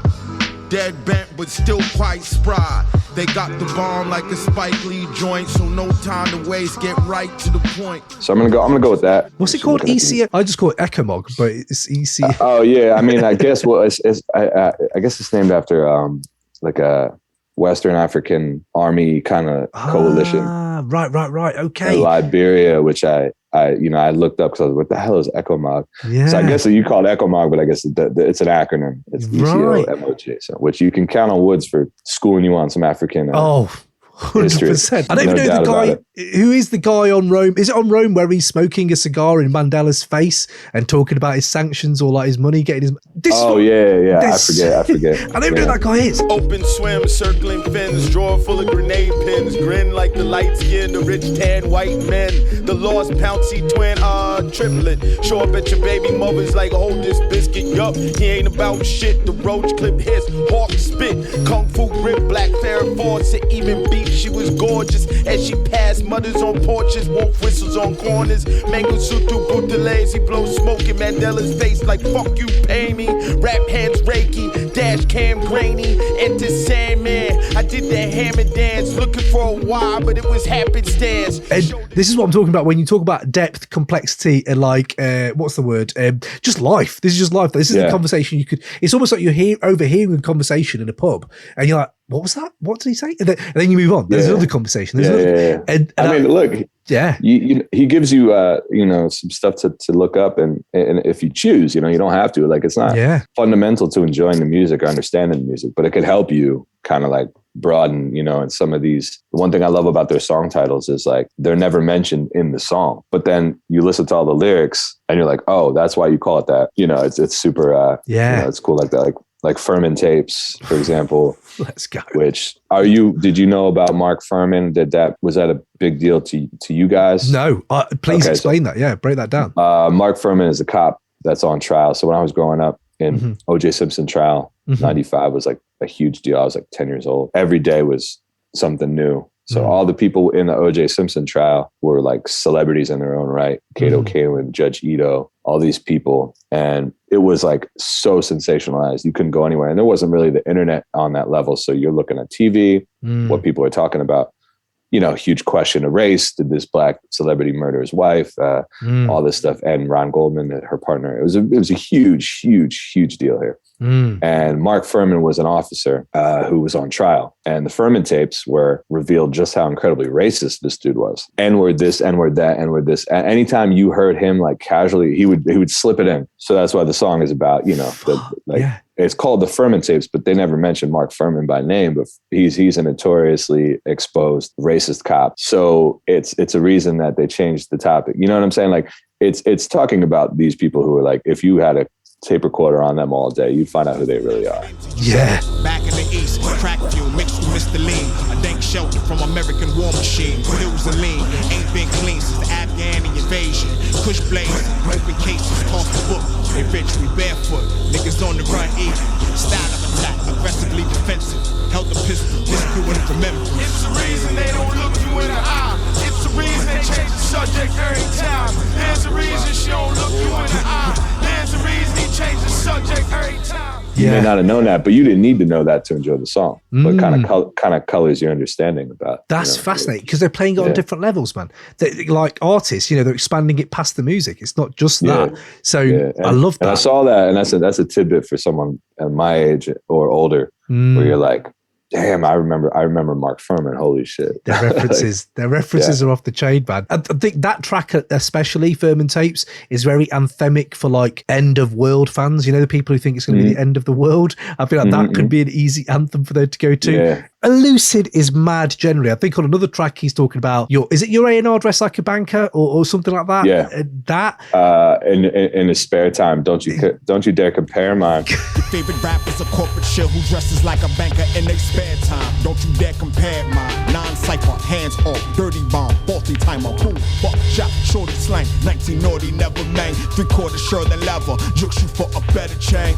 He's also excellent with those couplets, like where you say, gifted Nardwar some Carhartt, and it takes you kind of out. It's like, oh yeah, he is barring out. He is rapping. Yeah, definitely. Despite this kind of philosophical musings he does, he's still rapping his ass off. So 100%. What is it? Black pussy is the world's first religion. Like, yeah. I don't know. Eat too much pussy to be a Rasta. Too much.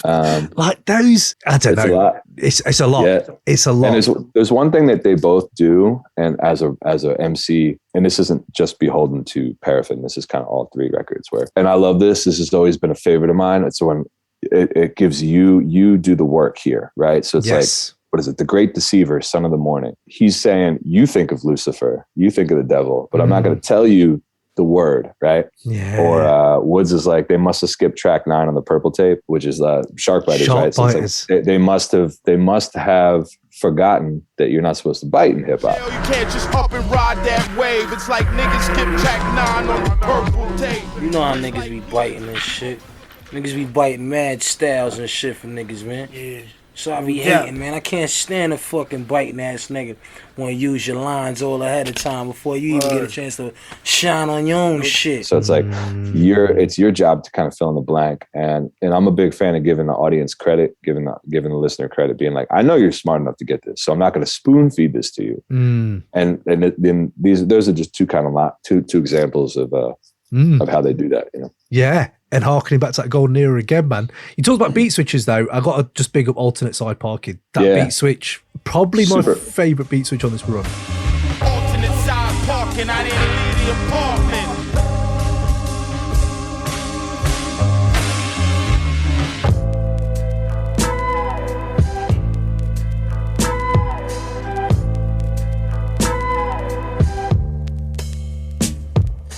Peace? Not this evening. It's not even close to even. No rhyme or reason, just open seasons. Just watch, seeing is believing. They won't believe till there's nothing to believe in. He said it wasn't me, we didn't believe him. It's all wearing thin, simple lime and gin to the coupe brim. The suit was wearing him. It's another word hid inside chagrin. Big lips make quick work your weed pen. The arc is long, but it do bend. Super memorable. That's very memorable. And beat switches have to have intent. They have to have purpose. Otherwise, they're just like, you're wielding together two beats. And I think they did an excellent job. I think it's kind of the gold standard of recent beat switch hip hop. Yeah, is what they do on Paraffin. Yeah. 5 mic moment for beat switches. There you go. Absolutely. What does he say there on that one where it talks about a Nigerian accountant? I can't remember the line, but it's like all jokes aside, my man had a Nigerian accountant. Again, just the humor of it, but I think that it does devolve into this kind of really sad bit where he says, what does he say here? Just the circumstance of life and how shit it can be when you get in someone's car. It's too late when they've told you it's stolen and there's no point where you're going. Just now got to survive this car ride. And you think, fuck, like, where have you taken me from laughing to kind of crying to man. Finally suggested we rob him, immediately switch my math. I do not need the problems. End up counting in the mountains. All jokes aside, my man had a Nigerian accountant. We was rolling, even though by then the cancer slowed him. Niggas wait till you in the car to tell you it's stolen. Too late to get out, no point asking where you going. This that dumb shit you gotta survive just to get to the point of the script where a cop pull you over coming from your 9 to 5, inexplicably empty the clip. Alternate side parking, I didn't leave the apartment. Absolutely, just take you all over the place on this album. I absolutely, love this album. I'm certain I can beat you. Right, before we jump into the final album on this run, let's see what my man SonRaw has to say on this series of records. As a writer and a producer steeped in the rap underground, his dope takes on each album hold some weight, especially when it comes to how this run is linked to more traditional hip-hop. I'm certain I can beat you.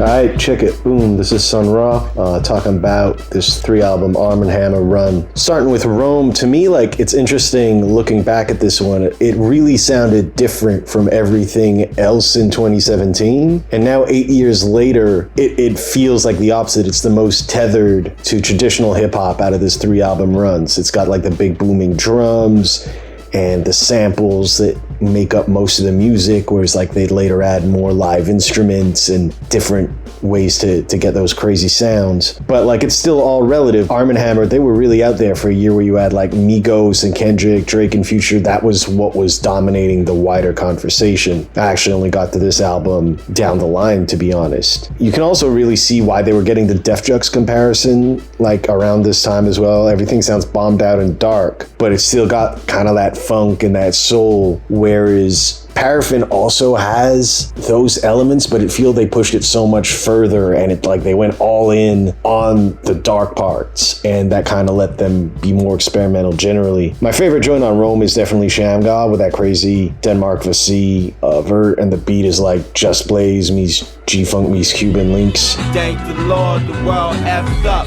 Make the common man even fall and step up. Stepped in the power vacuum and got my dick sucked. In the era where the big wigs say blatant fibs, all the real niggas can't shoot straight and spray the kids. In this white man world, you got two options. Either you take digs or you ain't shit.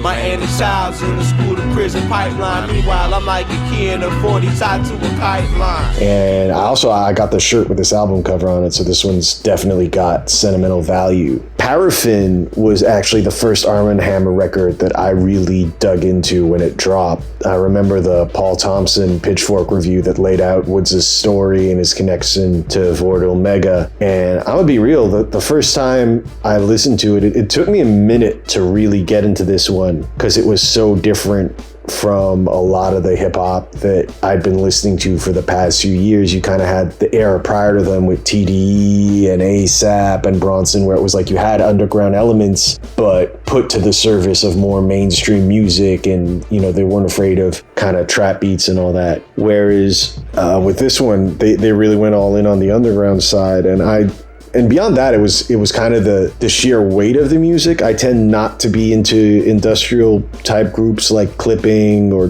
Death Grips. So I was skeptical, but obviously this one won me over. And I think what really makes it work for me, apart from the rhymes being stellar, is even if it's a really noisy album, you still get a lot of moments like Dead All or No Days Off that are downright like soulful or jazzy. Like Dead All reminds me of like Ethiopian jazz. I think that's a small pro beat, and it's probably one of my favorite beats he's ever done. I love that song.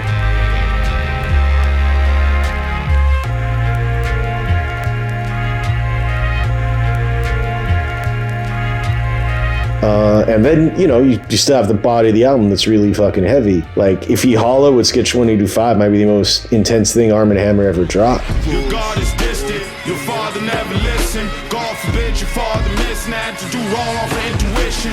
Son asked what I be doing in the kitchen. Kid, I'm trying to beat the fucking system. Came home, stand 1,000 yards in the distance. Cronin swallow stones during interdiction. The bitch fruition. Zeus laid low face like he ain't going back to prison. Now we in the weeds where ordinary turn hard to believe. Told my mentee trees used to have stems and seeds. Looking at me crazy now, fucking with you, B. You know me, I grew up at the Reaper Knee. Paperwork said they found residue on the beats. And so out of the 3 albums we're talking about here, This might be the one that confused me the most at first, but it's ultimately my favorite of the three. And then finally you got Shrines, and it's really hard for me to separate my memory of this record from Lockdown. Like specifically the tiger on the front cover just brought me right back to that Tiger King show, because like I was absorbing both of those things at the same time, and just it's hard to listen to this album without remembering how surreal that point in time was, which isn't really something that they could control, but you know, it is what it is. It's also notably lighter. Like you could tell they didn't want to be pigeonholed as like some dark industrial type group, and they got like beats like Solarium that's like downright eerie, like it's got like openness to it. And I remember in their interviews they were like really insistent on that, like nah, it's like we're not just a dark apocalyptic rap group. You know, for this one I like it. It's not, the thing is Woods and Armand Hammer, like specifically, they have so much music that you end up coming back to the ones that, you know, really impact you. This is one of those albums where it's like specific highlights like King Tubby or Solarium, you know, I really fuck with. But in other ways, like I feel it set the stage for the next couple of Armand Hammer and Woods releases, so I don't come back to it as much as Paraffin or Rome, which kind of feel from a different era. It's also got more guests, and when I'm listening to Armand Hammer, it's really for Woods and Elucid and like, you know, maybe Shrapnel, Sketch 25, the rest of the Backwoods fam, rather than the wider underground, which, you know, I can like. But I think weirdly enough, as much as I love Armand Hammer, I've seen him like 3 times live, my tastes don't always align perfectly with the current wave of underground rap. I like some of it, and there's other stuff that's not for me. So, you know, when they pick guests, it kind of depends on it. But yeah, I like this one, but I was definitely even more won over the next year when they put out Haram with Alchemist. That's, you know, it's cheap to say that the one that outproduced is my favorite Armand Hammer record, but that's definitely true in my case. Anyway, that's all I got to say. Peace. Love that from SonRaw. Now let's get to the final album of this run, 2020's Shrines. Here's an album that the liner notes describe as a release that finds the duo treading fresh ground, swimming through rogue rhythms, rhymes skating over the abyss. 14 songs, 100 glassine envelopes in a shoebox, 1,000 stops on the train. And man, I just love their liner notes. I just like reading them out, man. They're so sick. And jumping on the themes of this record, I had to bring you this incredibly dope chat they had with Call Out Culture, another podcast you should be checking out on the regular, where the duo talked about Shrines, the album, subverting expectations, and also lessons you can take from the likes of MF Doom and Outkast. Check it. You know, you see themes emerging as you're starting to work on the thing, and that's usually when I see what things are emerging organically. Then you talk more. You know, you have discussions at the beginning, and as you're going along, you're discussing. There's a certain point at which I thought there's definitely a lot of references to nature, the natural world versus and humans and their place within that, and things like that that are very relevant to the subject matter from really the beginning. There's a lot of stuff, including stuff that you didn't really think about when you were doing it. So just listen to Paraffin in the industrial park. And you can listen to this, and you can listen to this in the woods. I don't think Shrine sounds anything like the newest record. I mean, it was intentional in like the beat selection to bring like a different vibe than what was offered on Paraffin, as far as like the nature references and that sort of open feel. I mean, to me, it feels like a much lighter sort of a record than Paraffin. My situation changed, my living situation changed. Like I'm not kind of in the same split in the same space, and it reflected in the lyrics and like my delivery.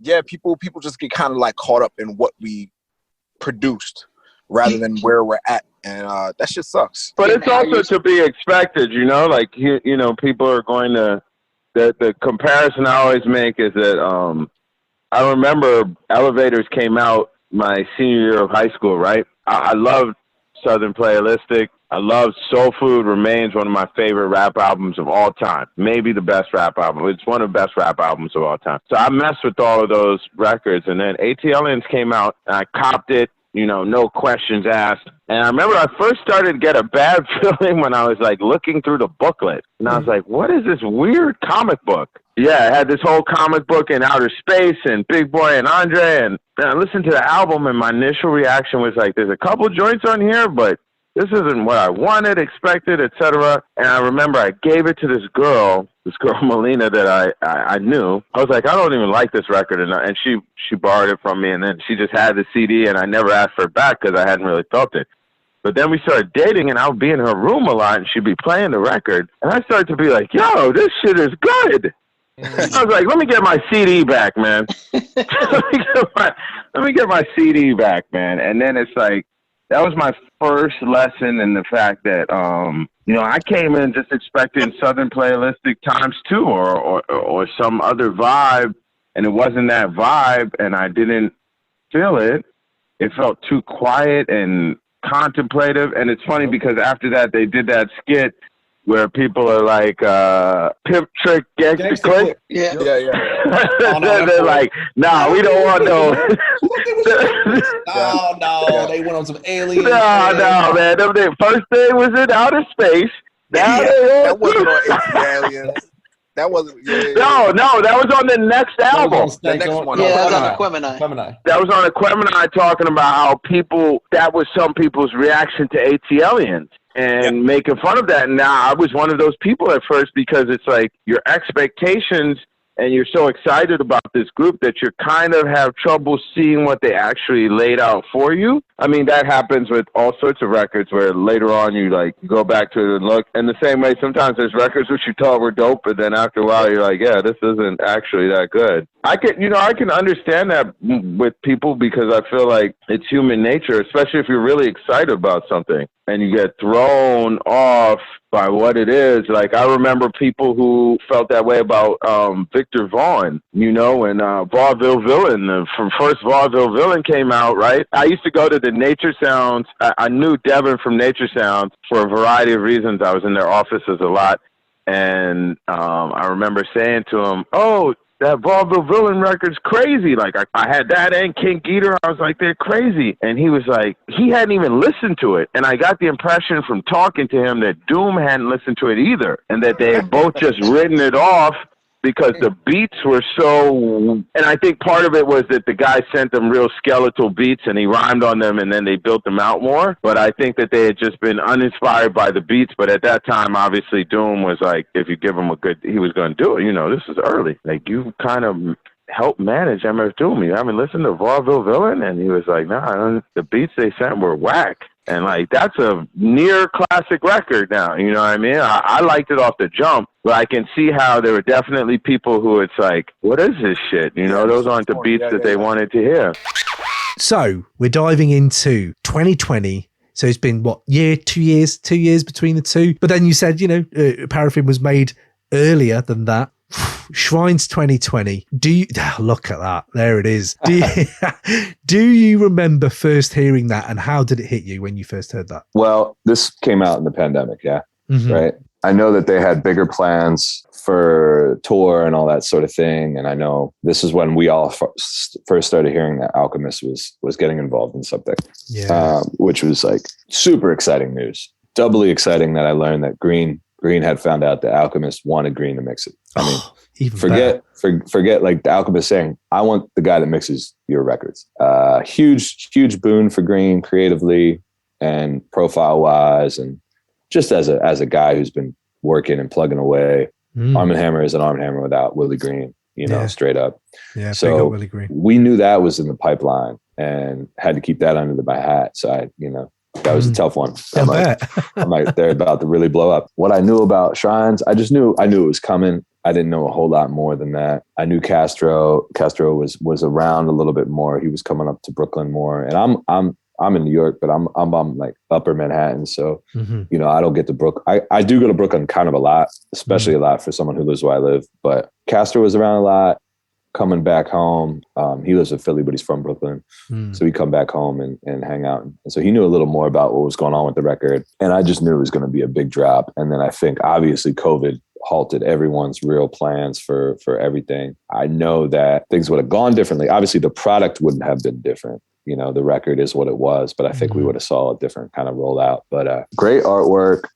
It took me a minute to really get it. And I know that scene. That guy was in Harlem actually, who had the tiger. So he's kind of a local legend. This local folklore. This guy who had a tiger in a project building apartment in Harlem. Like, ridiculous. So there's a lot of layers to that. Like if you look at it, if you want to look at the artwork as a guide, you know.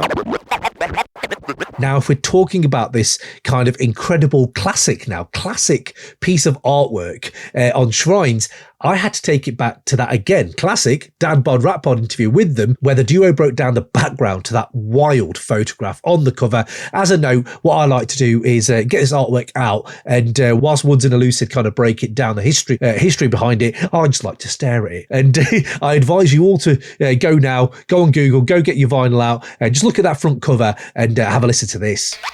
Usually I have an idea or a sense of what, and I just, everything I was thinking of was not really coming together as we were working on the project. When I first came back to New York, I lived uptown for a good amount of time, and then eventually I came to Brooklyn. I never went back. I had only just moved to Brooklyn, I think, a little bit before that event. If I'm not mistaken, it's like 2004. I could be wrong. It was just one of those things. I was riding the train every day. That was the cover of the tabloid paper of Record in New York, and so I remembered the photograph, and I'm just the type of person who always like reads the paper, and also it was from an area I used to live, so of course I was interested, you know, as I'm sitting there and trying to think. That came back to me, and I thought that's perfect for a variety of reasons. I did some research, and then I found the credits for the photo. It was probably like 3 weeks to a month of my life, which at one point got pretty stressful for reasons we'll get to. But I found the photographer, got in touch with him. He was very friendly and professional, but he let me know that the photograph belonged to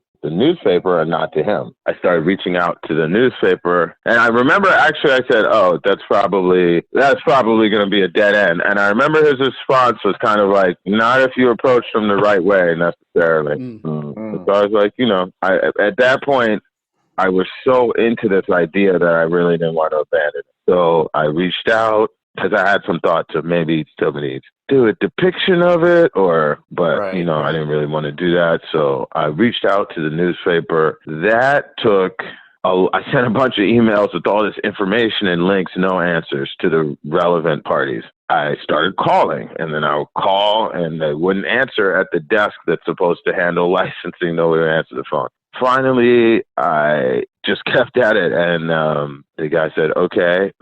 It sent them again all the information, and then they said, okay, well, you know, this licensing company, in this case Getty, is where you're going to get it from. And so then I started negotiating with them, only to find out that the picture is not as big of a picture as I thought and as I would have expected, because in my mind I was thinking full bleed, like the tiger in your face, you know what I mean? Like, and this is a good example of a lot of times you need to be able to step back from things, because sometimes you're so in love with your idea, it can lock you off to other things. So at that point, I'm disappointed. I got the picture. I'm trying to figure out should we try to upsize it and risk it not having. I happen to know a lot of artists and photographers, so I just engaged with a lot of them about what they thought, how to approach it, got a lot of different opinions. But one was Alexander Richter, who's done a lot of photography for us. He shot the Paraffin cover. He said, maybe just put it on a background.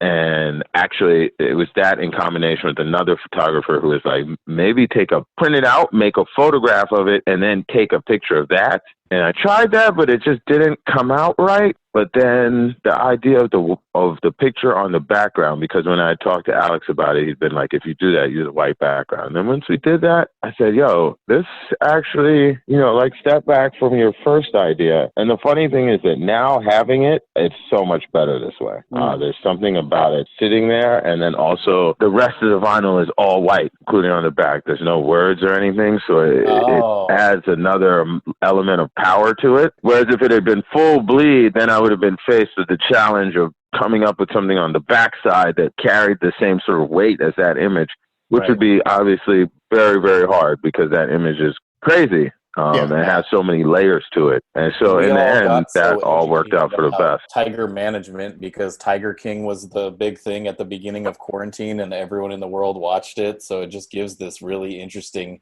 view of like this. I was actually, so when that started happening, I thought it's only a matter of time before somebody gets their mixtape and, you know, I mean, just uses this. And apparently people had really forgotten that it ever happened, because that story is crazy. I mean, the guy had roommates at one point. I believe he had a roommate who had a child. That's crazy. God. Yeah. And they moved in and just went with it. But you know, when it started happening, you know, I was like, oh man. I also was like, I hope people don't think that I like got inspired by Tiger King or something. Right. And yeah, I was sweating bullets. I'm not gonna lie, I was sweating bullets that any day somebody was gonna put out their mixtape that the Harlem Tiger on it or whatever. But yeah, it turned out to be perfect in ways that I couldn't have even imagined. I think the image is really powerful, and like I said, it operates on a lot of levels, which is something that is important to me when looking at art in general, and definitely when talking about a cover or something like that. You know, I want it to be something that you can look at and get different things out of it in relationship to the art every time you look at it.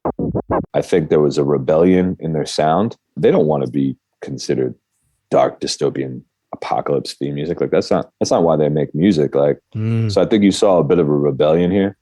It was a lot brighter, a lot like almost some like return to nature moments where it's like, you know, Solarium is, you know, Charms. These are some of like the brightest sounding beats that they've ever had. The box cutter brother spit provision in these Hunger Games. Block 30 pound hugger grip, slap the rings out. Zimzalabim, some what you been bow. Friends gas super off pretend cloud. Humor, use a goober. I'm dialing out of Seaboat, not an Uber. Power people, not computers. Black futures, nudging flat earthers off the block like Huber. Get it.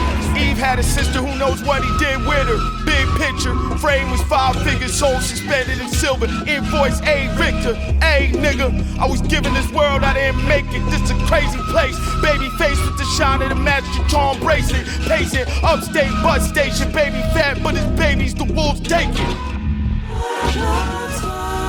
And I think that there's some like, I don't know. I think it's more born out of that. I think it's born of we're gonna go left again. We're gonna show you that like we have way more than one note. To me, it's a sunny record in a lot of ways. Yeah. It's like, you know, there's a lot of black empowerment in a way that's like, this is like, we're not going to talk about, people are well versed in what's going on and the ills of society and like the incredibly imbalanced scales and inequality. It's like, let's talk about what we can do and show, and they can show you, you know? And as a non-black artist, obviously I'm like, this is special to me to see it this way, presented this way, you know? I thought that was kind of what some of the themes were, you know? Obviously, I don't know, but that's, you know, some of the things I took away from it.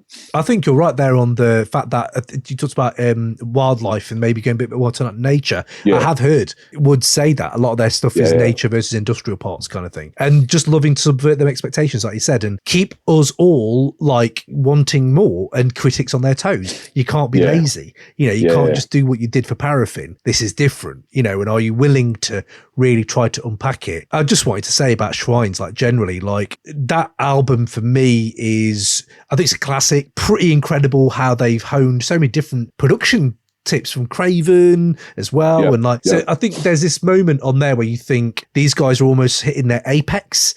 And, but I mean, you could, again, this is what's pretty amazing. You can look at the whole catalogue, right? From Race Music, Movements, up to Haram. I could sit in a pub with 5 different people, each of them pick one of those as their favourite album, and every argument's valid. A lot of artists show growth, and their third one's massively superior to their, you know, first one. That's the thing with Armand Hammer. It's so hard. Like, Race Music is still amazing to listen to. I still love that album. Yeah, you're right. I mean, and I think Shrines is kind of like, in a way, I mean, it's adding to the legacy, and it's going to be some people's favorite record of theirs. It's going to be, I've heard more than a few people say that it is their favorite. And I know that there's certain fans that are friends of mine who are like, yo, I never really quite got your boys until Shrines. And then I'm like, nah, I get it. And this is the record I put on. And I'm like, that makes sense. I mean, you know, it's like, you know, it's a spoke in their whole wheel, and this is like a very specific one. And I think it's got incredible moments. I mean, I would say my 5 mic moment, all of King Tubby. Oh, Craven's mad for which that. Is not a bright song. That is a heavy one. Yeah, and they're both just going nuts over that Nicholas Craven beat. Yeah. Russian waters, liquid borders. Meet me at the shore, address me as your lord. I'm with death flipping quarters. Grilling swordfish on the back of a black orca. Opening the records, 180 grand warping. 4 fingers on the lazy Susan. Breathless detail what my house of the moon meant. Furs draped the crew lengths. Players jurisprudence. Naked underneath, save for the Ruger. A real boofer, rumor. Boy with the red balloon drifting toward a new earth. Cloud burst before the boom, like quickening in the womb. Quivers coursing through contortions. I'm at the source, true north, new morning. Absolutely nuts. Woods on Slewfoot. Again, I don't know your knowledge of American football. Not much, but I know there's bare references. It's a theme about all of the of CTE, which is the head degenerative brain condition where guys end up killing themselves, killing their partners, doing crazy stuff. Not always killing, but like it happened a few different times. And he's like their brain's gent bobbly in solution. And these are like young black men who fulfill their dream to go to the NFL, and they're literally replaceable cogs as the machine keeps going on. Like there'll be a next one. They're gonna forget you. So do and that, like, as a American football fan, like I am, like, which is my whole life I have been. I know all these names. I could show this to like someone who doesn't like rap at all but likes football and be like, this is incredible. Yeah. So for him to be able to like weave together those themes in the way he did on Slewfoot is pretty impressive. I was like, I hit him up right away. I was like, yo, this is crazy. Up front, we play like brigade in the gaps. That dog won't hunt after the crack back. All black, everything, shapes abstract after the block. Shards of light, knife sharp, lit up the night, rush to the dark. Alligator arms, crocodile tears at the funny farm. Most young kings get their heads chopped. Colin Powell, we had to get you dirty. Colin Kaepernick on the jersey, 7:30. Lawrence Phillips, mumbling something, dangling in Kern Valley. Negroes running, jumping, hitting alleys. Yeah, that's again. I know there's lots of sports references, hearing him in interviews, and just again, I just kind of wish I had someone who did that with football, soccer, and it's just like, I would be. And there are lots of rappers over this end that do that, and it just hits you different. It just hits you different. What's he say now? Where I can't remember what track it is, but he says ends, let's say stick together but make funny moves. Black is beautiful, brother, but it ain't super glue. Yeah, that line. That's Eucharist. That's what a song. Aloof, passionos. I used to be embarrassed that brothers reduced to that. Do you like rap? Hustle back before your man let the Mac off of 40 deuce. Negro say let's stick together, then make funny moves. Black is beautiful, brother, but it ain't super glue. Guffaw what's left of the truth under his cuticles. You be dead in the cubicle for you recoup. Christianity is cultural appropriation. Papists, Freemasons. Mason Bethel came out the church like Satan. Burst out the house of worship, that thing flaming. No amen. Shoot the gift till it smell like metal shaving. Shoot the shit till I'm certain they're idiots, then relax. Brazen facts. The next nice neighborhood I moved to, you like at first crack. The dark-skinned Van Peebles made the rounds with the Watermelon Man sequel. Did Jay actually listen to the evils, or did he just skim through it? I took a shine to him and turned Jewish. Oh man, that's the closer, and I love how much they put an emphasis on closing albums strong. And yes, and that's a point of emphasis. And I think this is the best closer. 100% best closing track in the argument for best closing track ever, I would say. I mean, it's 5 mics else. all round on that track. He did it on I had my release show, and I was like, can you come and do a couple of songs? And he came and did Eucharist. Did Eucharist? Wow. Yeah, it's just funny how like one song with one long verse and no hook, the whole crowd could be like, but it works. And, Christianity is cultural appropriation. Oh man, come on. That's what I'm talking about. The Jay-Z reference. Like, come on. That I want Jay-Z to talk to that. and Mace.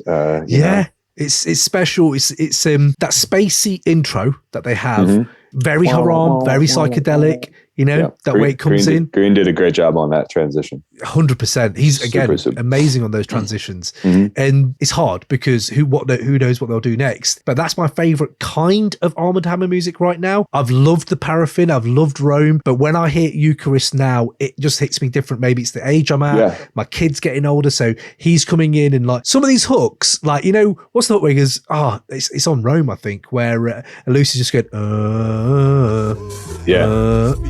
my kid loves that.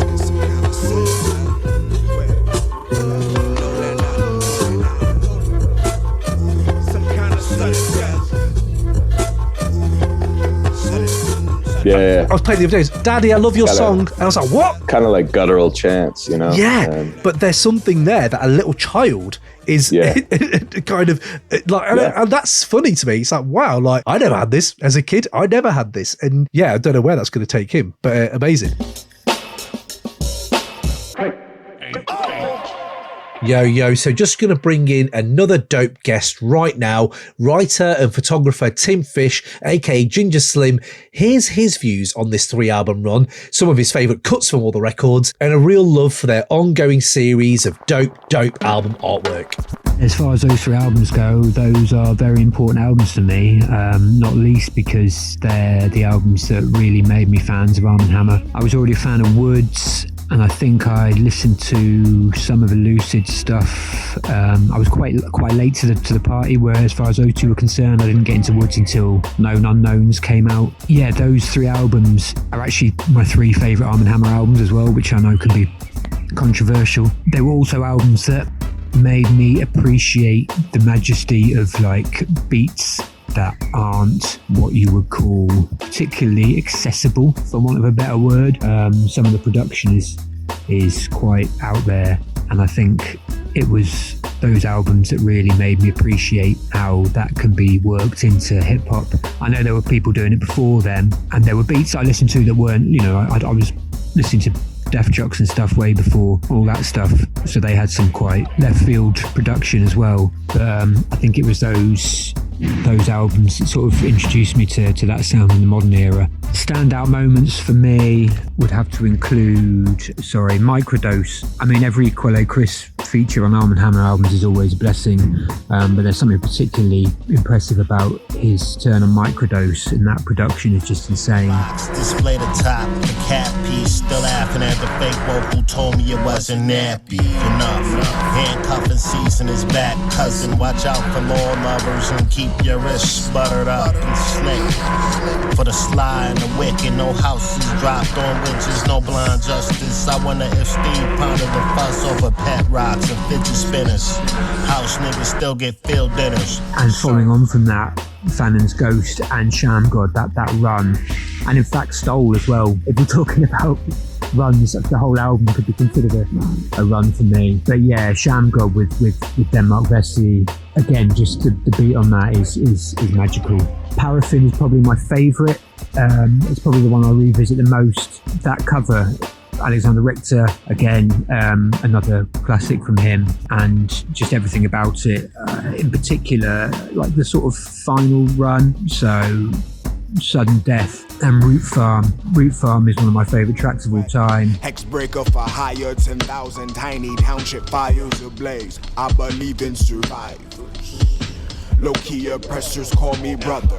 Low-key oppressors call me brother. Low-key oppressors call me brother. Black men are white men too inconvenient. Speak it like you mean it. And I never grab the mic without grabbing my... I'ma read right through you. Yeah. Motherfucker, right through you. As is Ivy Holler and No Days Off and Hunter, because of the way Woods comes in on that track. Black Crow, perch pond chimney pipe, dark is your worst night.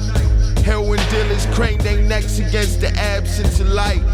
Curses and stones thrown, but it didn't take flight. I laughed at how they tight. Called on guard between moans, but can't shake the feeling. She faking homes. My last meal was my own heart. You take the deal if you're smart. Better yet, time's a flat circle. Take the wheel and depart. It's you or them. It ain't no friends. Guns come out with the icy men. Here we go again. And then as for Shrines, again, like there's some amazing like runs on there. I would say from Leopards down to War Stories is probably one of my favourite runs. Again, featuring Quelle Chris and to that in the Frida track with Fielded, who's another consistently amazing guest star. Even if she only drops in these little snippets of gold, they really make or break a song for me. Saved by a good guy with the gun that stolen graves, but they don't have names, so it kept going, go crazy. If you trying to figure it out, just stay in the moment. Stay in the moment. Livery cab flowing. That buck that bought the bottle could've struck the lotto. Sounds tight but ring hollow. That's nobody's wife, that's Frida Kahlo. That's Frida Kahlo. Flights like Rollo, Pescado, I make a water swallow. That buck that lost the lotto could've bought a fucking bottle.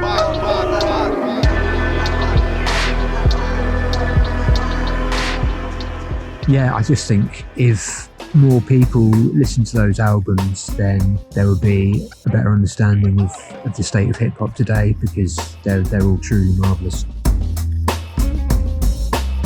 But yeah, King Tubby, Eucharist, Flavor Flav can just shout Steel Tip Dove, because that. Yeah. Oh man.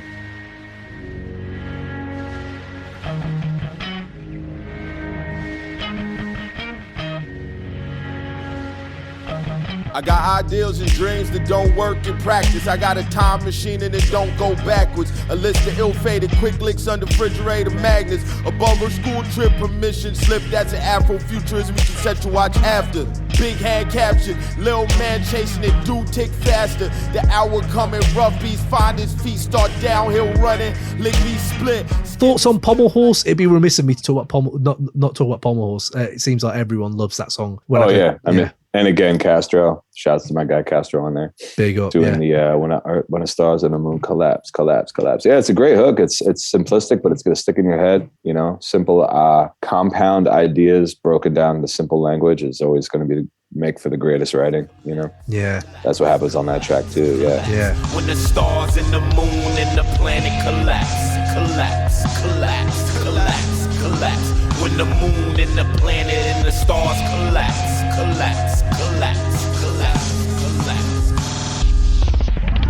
With that mortgage, tornado insurance, that house will be my old lady's coffin. Ill winds, more orphans, snatch Negroes on porches. Can't go wrong. Is that the track? It is that's the track with the skit at the end of the guy talking about the tiger, right? Yeah. I had to take chicken. I had to take chicken. Yeah. Don't know if it's just me, right? But listening to that now, like for this episode, okay, we all get the idea that it's beautiful, that he's trying to build a utopia in destruction. Absolutely get that. What started hitting me more was the reporter, and the reporter doesn't care about what he just said. It just goes, yeah, but how expensive is it to feed a tiger? Yeah, of course. Yeah. And you're like, why are you why wouldn't you pry more about the utopia? I mean, that kind of illustrates it, right? Exactly. My brother wanted to build a zoo. He wanted to build a utopia because when he looked around, all he seen was destruction in our neighborhood. You know what I'm saying? How much does it cost to feed a tiger like per week? Shit, man, that cost varies, man. You know what I'm saying? Sometimes you got money coming in, sometimes you don't got money coming in, so the grind is crazy. You understand what I'm saying? Sometimes I had to go in the supermarket and take chicken. So if you got hungry, did you get scared? If that shit got hungry, then I had to go take chicken. But then leads us down the aisle that I've pretty much got to steal to feed my kids, like my tiger, you know. So yeah, the levels are whoever's choosing that. I even think on this album, Shrines, there is a David Foster Wallace reference by Billy Woods. Yeah, he says the fish. I know David Foster Wallace, but I'll fake it. Cash strap HBCU. But I'll take it. That's what I mean. I don't know if you've read Infinite Jest or even attempted to, but the fact that Woods is on that level. I think I have it somewhere, but I haven't attempted to. No, I think I found it on the street, and I was like, I should have this. I should own this. But Oh, absolutely. Yeah. It's just, I don't know what you think. Just to cap this off, what you think you said there about stuff challenging you, and you make music that challenges people. There are an element of hip hop heads who think it's hard work, and music shouldn't be hard work. Okay, they don't want to unpack it. Yeah. They'd rather listen to something straightforward without interpretation, and I understand that 100%. You know, sometimes you don't really want to dig deeper, and you kind of just want to turn your brain off, and I totally get that. I think that with them, it can be enjoyed on two levels. It can be enjoyed on a cursory level where you're just like, yeah, the beat is banging, they're rhyming. I fuck with this. Don't know what that means. That's fine. But it's never going to be for the masses. I think they know that. But the number of people that are flocking to it are increasing, because it goes to show that there still is a market for people who want to furl unpeel the layers a little bit and kind of challenge themselves. And I think there's always going to be that. People are bored of the easy surface level stuff. So, and if you enjoy making it, and I know they do, and I know they enjoy getting the responses they've been getting, it's only going to increase. So, to the people that don't want to do it, like, I wouldn't hold anything against you. Life is short. Like, live it how you want to do, Yeah. Before we move on to a bit of Armand Hammer legacy talk, do you remember any kind of instrumental albums or artists that have, apart from Armand Hammer, that have got your brain rewired to want to do that, if you know what I mean? Yeah, I mean, the first one was definitely like Supreme Clientele, probably for a lot of people, especially, I'm born in 85, so right. When that day that came out, I was 13 or 14, and it was the first day by, and we were all sitting around trying to figure out what the hell he was talking about. Monty Hall Expo, intellect direct pro, sun's trifling fuck, wildflower on the cycling, picked up the broom, thought I was Michaelin, West Brighton Pool, now I'm into iron duels, turn us to earth, whoopee, she out of law school, inhale, break piece of hell, A and life propel, parallel, Doris Hell Nut, you flap the burn cell, snap at the Candyland kids, the old rumor is blacks become immune to shit we never did, like eating dead birds. So you do extra research, you dig a little deeper, and then from there, I was definitely a Def Jux fan for sure. So Canox, Koflo, Aesop, I wanted to know what exactly they were talking about and how it tied into to bigger themes and topics and stuff like that. So I was into all of that stuff for sure. Okay. And as I got older, I went through a phase where I didn't really want to do that too. So that's why I definitely understand. As a fan, I understand. I went through times where I'm like, I don't know about all this, and it's a little too challenging. So I get both sides of it. Yeah, man. Funny how our palettes change, isn't it? Totally. Now, to round off our collection of outstanding guests, genuinely outstanding, thank you again, guys. I wanted to finish off with the crew at Extraordinary Rap. Here are their takes on Rome, Paraffin and Shrines as a series of records and why this is a classic album run. Okay, well, I won't disagree that this is a classic 3-album run, but it's so dense and I haven't taken the proper time to study it to really get everything that they're saying in the lyrics. As a sonic listening experience, I think they're great, though they're dense and kind of like feels like work putting it on in a way. Like, I got nothing but respect for them and I love these albums, but they're tough listens. It's serious music. It's not fun. There's a real somber tone to it. Not party music, not dance music, not necessarily like something you want to bump in your car, cruising around. It's more like for a rainy day when you're stoned on your headphones, just staring out the window or something like that. Yeah, I think Billy Woods especially is like possibly the greatest rap lyricist alive right now. Really important things to say.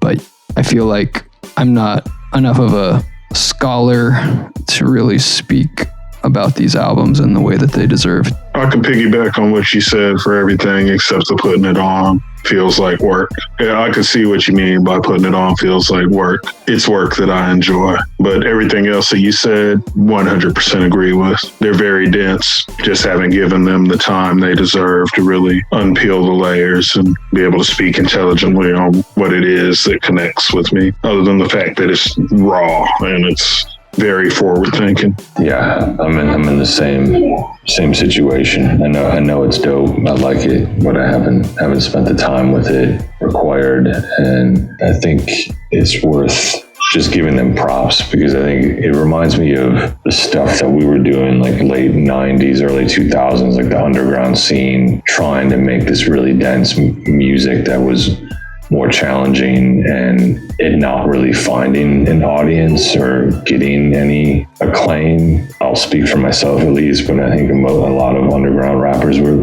like that. And then now that these guys have a real momentum going with the releases and following, and the consistency and the quality of the music is exceptional. So I just love that their work is syncing up with a listenership right now, and just think that's really remarkable. Yeah, it's surprising to me the amount of embrace that they've gotten from the hip-hop world.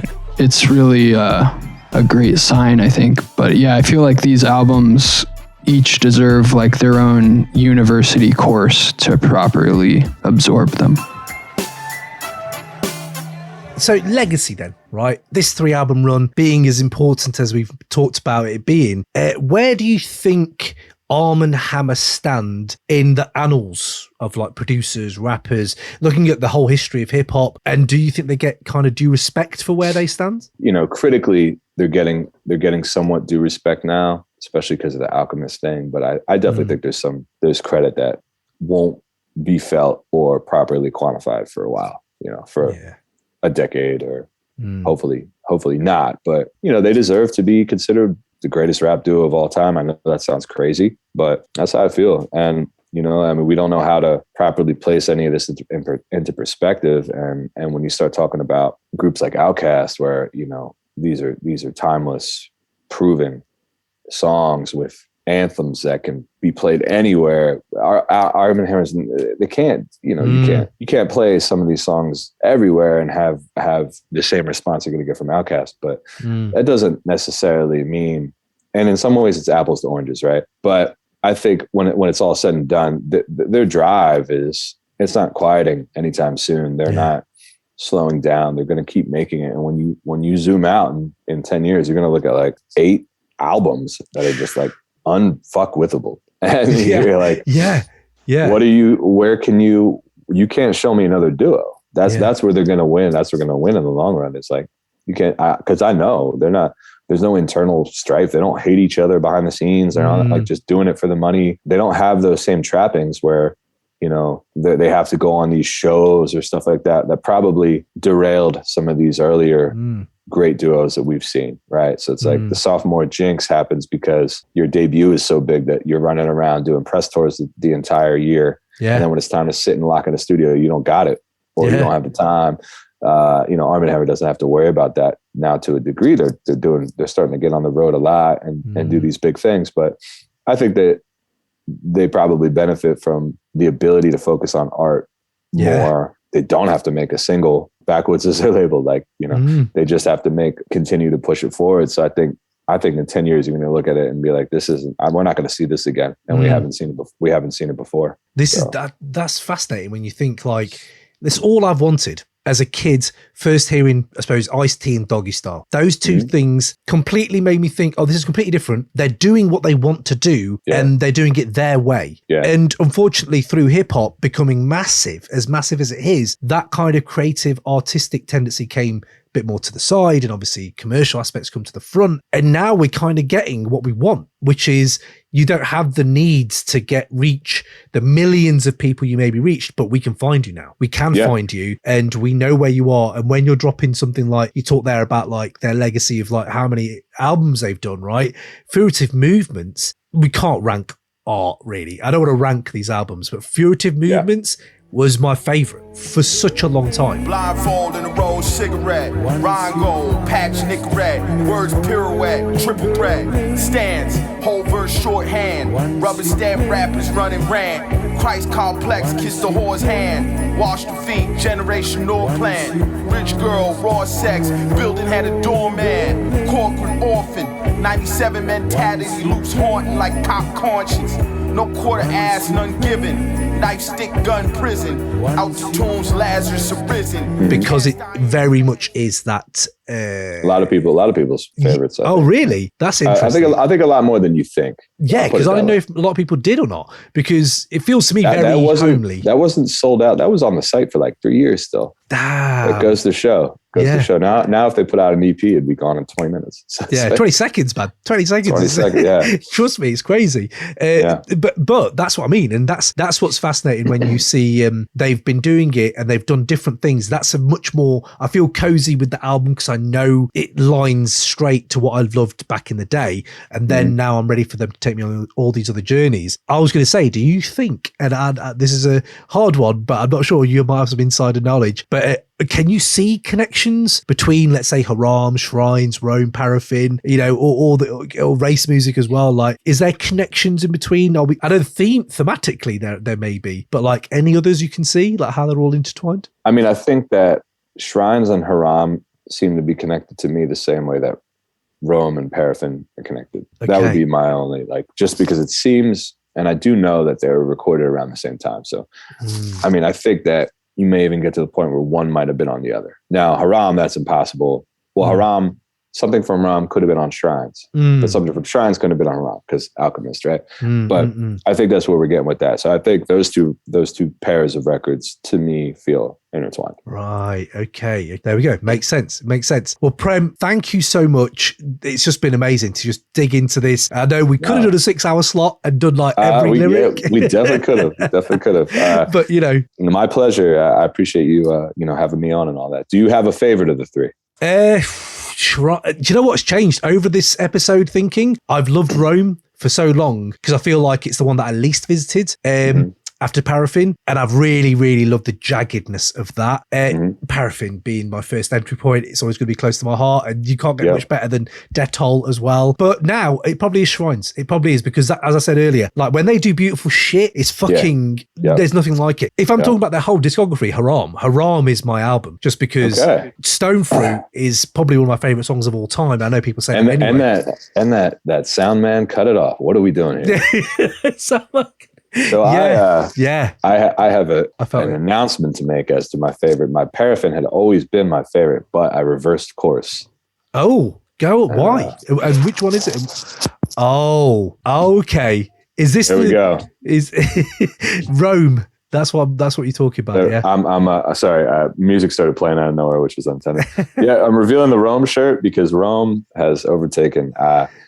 Just going back through these three records, there's something incredibly singular about Rome. I think 5 years out now, we can, and that's funny that music wasn't supposed to play, but it was like a dramatic effect for the reveal of Rome. So let's call that a happy accident. But amazing. Like I said, I think they're on every song, and that's not the case for the other two records, which is artistically not a slight. It's just that it feels very singularly like the two of them. Every feature is there as like a spice and accent, and not necessarily here's so-and-so. Like it's like all interwoven. The way it sounds to me, they got the best out of Messiah and August and anyone else that was on the record. So it's like some of the things Wood says ages incredibly well. Yeah. And Elucid's performance is just like an all-timer. So we'll go with that. Yeah. If I have to choose, but it's a tough one. They change, right? I think with these, they do. It could just be a life circumstance. It could be your mood, whatever. But I'm with you on Rome as well. That's the thing. I love Shrines, but Rome has that and Elucid on there. Not a wrong answer. Exactly. Yeah. Well, Prem, thank you so much. I'm just going to ask you one last thing then before you go. What is the last great piece of music you heard? Could be old, could be new. Probably can't be Armand Hammer, as we've talked about Armand Hammer. Yeah. But what's the last great piece? Big shouts to Quelle Chris because Death Fame is really great. Let me think. What else? I revisited Arsonist as the World Burns. Tremendous record.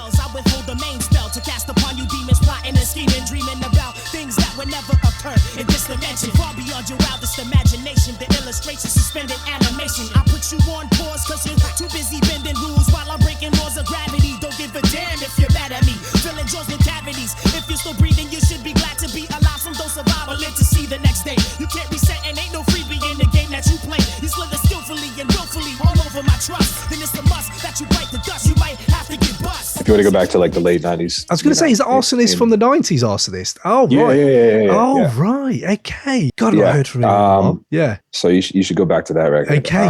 Loving that. Been reading Dilla Time. Oh, so Dan Charnas. Almost done with it. So I revisited Dilla and Donuts is obviously like the most celebrated record, but like Welcome to Detroit is so great. Yeah. Appreciating Dilla from when you start to see like what he did with every production. Worth going back to. So if you want to, if it's been a while for Dilla, you're listening, you should kind of like go back, let all the other stuff drown out, and then just like reapproach Dilla. And I think that you're gonna find it's gonna reward you.